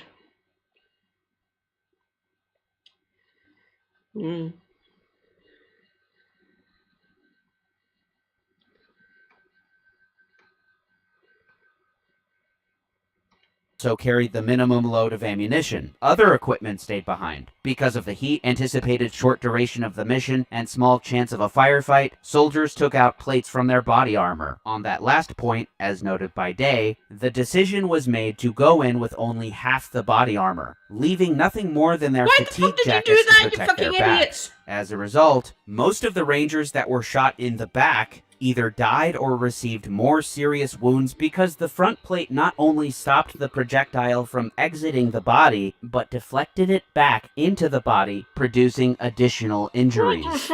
Atkinson's reporting is especially useful for covering an apparently overlooked event during the battle, not told in the movie or in other works.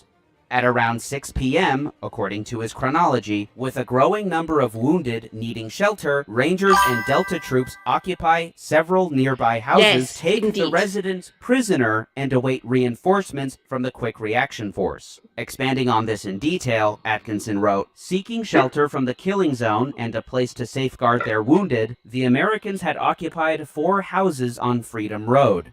About 20 Somalis were detained in the 4 houses. The wails of terrified children mingled with the moans of wounded soldiers in adjoining rooms. In one house, an orange stucco structure where most of the Delta commandos had sheltered, several shrieking children were locked in a bathroom until the soldiers let them rejoin their mothers. One of those mothers, Fadima Muhammad, would later assert that she and the other women had been handcuffed, a charge denied by the Americans.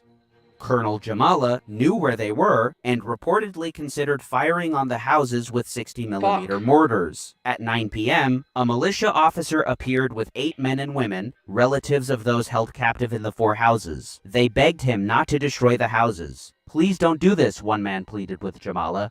Jamala scribbled a dispatch to another militia commander, Colonel Hashi Ali, recommending that mortars be held in abeyance except to harass U.S. reinforcements. In effect, the Rangers would be given a chance to escape. For this reporting, the Times had interviewed some 19 Somalis, fighters and civilians living nearby. Most controversially, Atkinson wrote, the Somali conviction was that U.S. forces avoided being massacred that night only because they took women and children hostage as the fighting grew desperate. Atkinson's own reporting appears to support this conclusion. It wouldn't be until 11:15 that Montgomery called the Pakistanis and Malaysians, urgently requesting tanks and armored personnel carriers. A convoy of 70 vehicles made its way, only to be ambushed repeatedly. 2 of these vehicles, after taking a wrong turn, were destroyed by rocket-propelled grenade fire near the old presidential palace, killing a Malaysian driver and wounding several others. Not until 2 a.m., October 4th, did a unit from the 10th Mountain shoot its way to the first crash site and link up with the besieged troops. Another 10th Mountain unit reached the second crash site, but found only blood trails. And not until 7 a.m., after a ragged, exhausting retreat,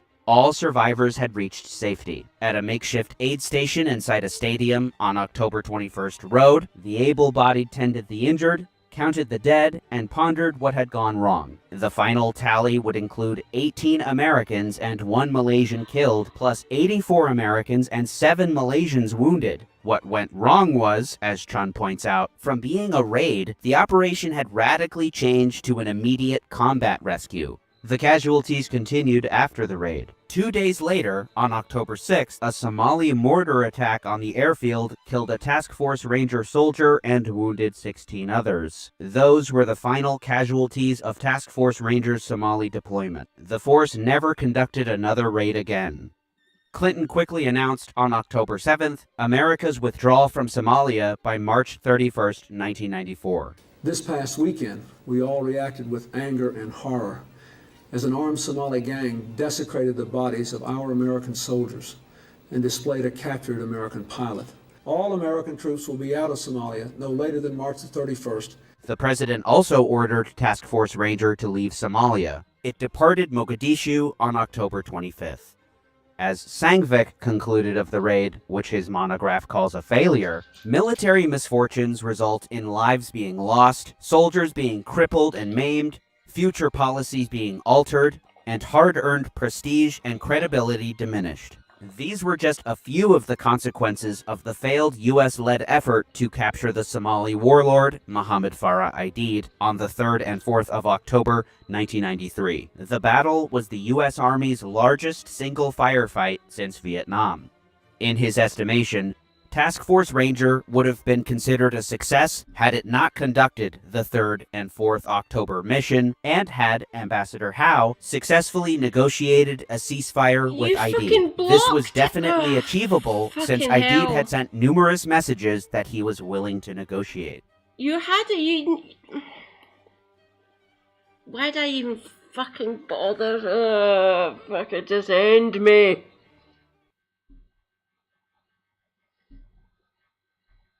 Hello everybody and welcome to another Detailed Diatribe. I am Blue and I'm joined by Red. I'm so tantalized by this secret obfuscation slide I'm looking at. I have no idea what it means. Yes, because see, I actually am doing a quick promo for Aurora, the comic that is going in pre-orders right now and will be in stores literally a week and a half from time of upload. Pause, God damn you. Holy wow, go to the link below and pre-order it.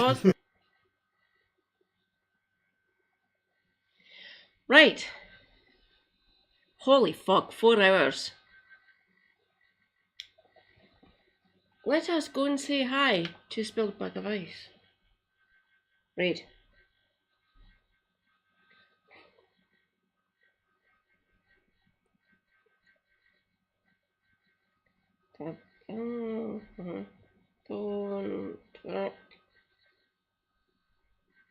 Spilled Bag of Ice.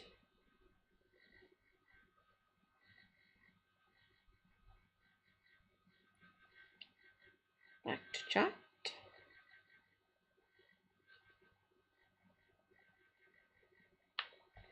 Thank you, everyone. That has been amazing. Let me bring up Spilled Bag of Ice. Twitch.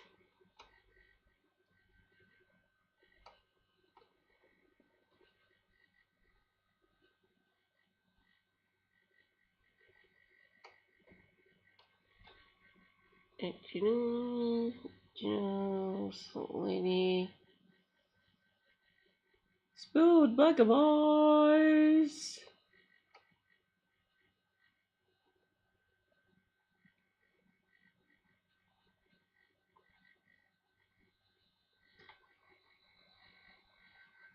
Oi! Give me Spilled Bag of Ice. Thank you.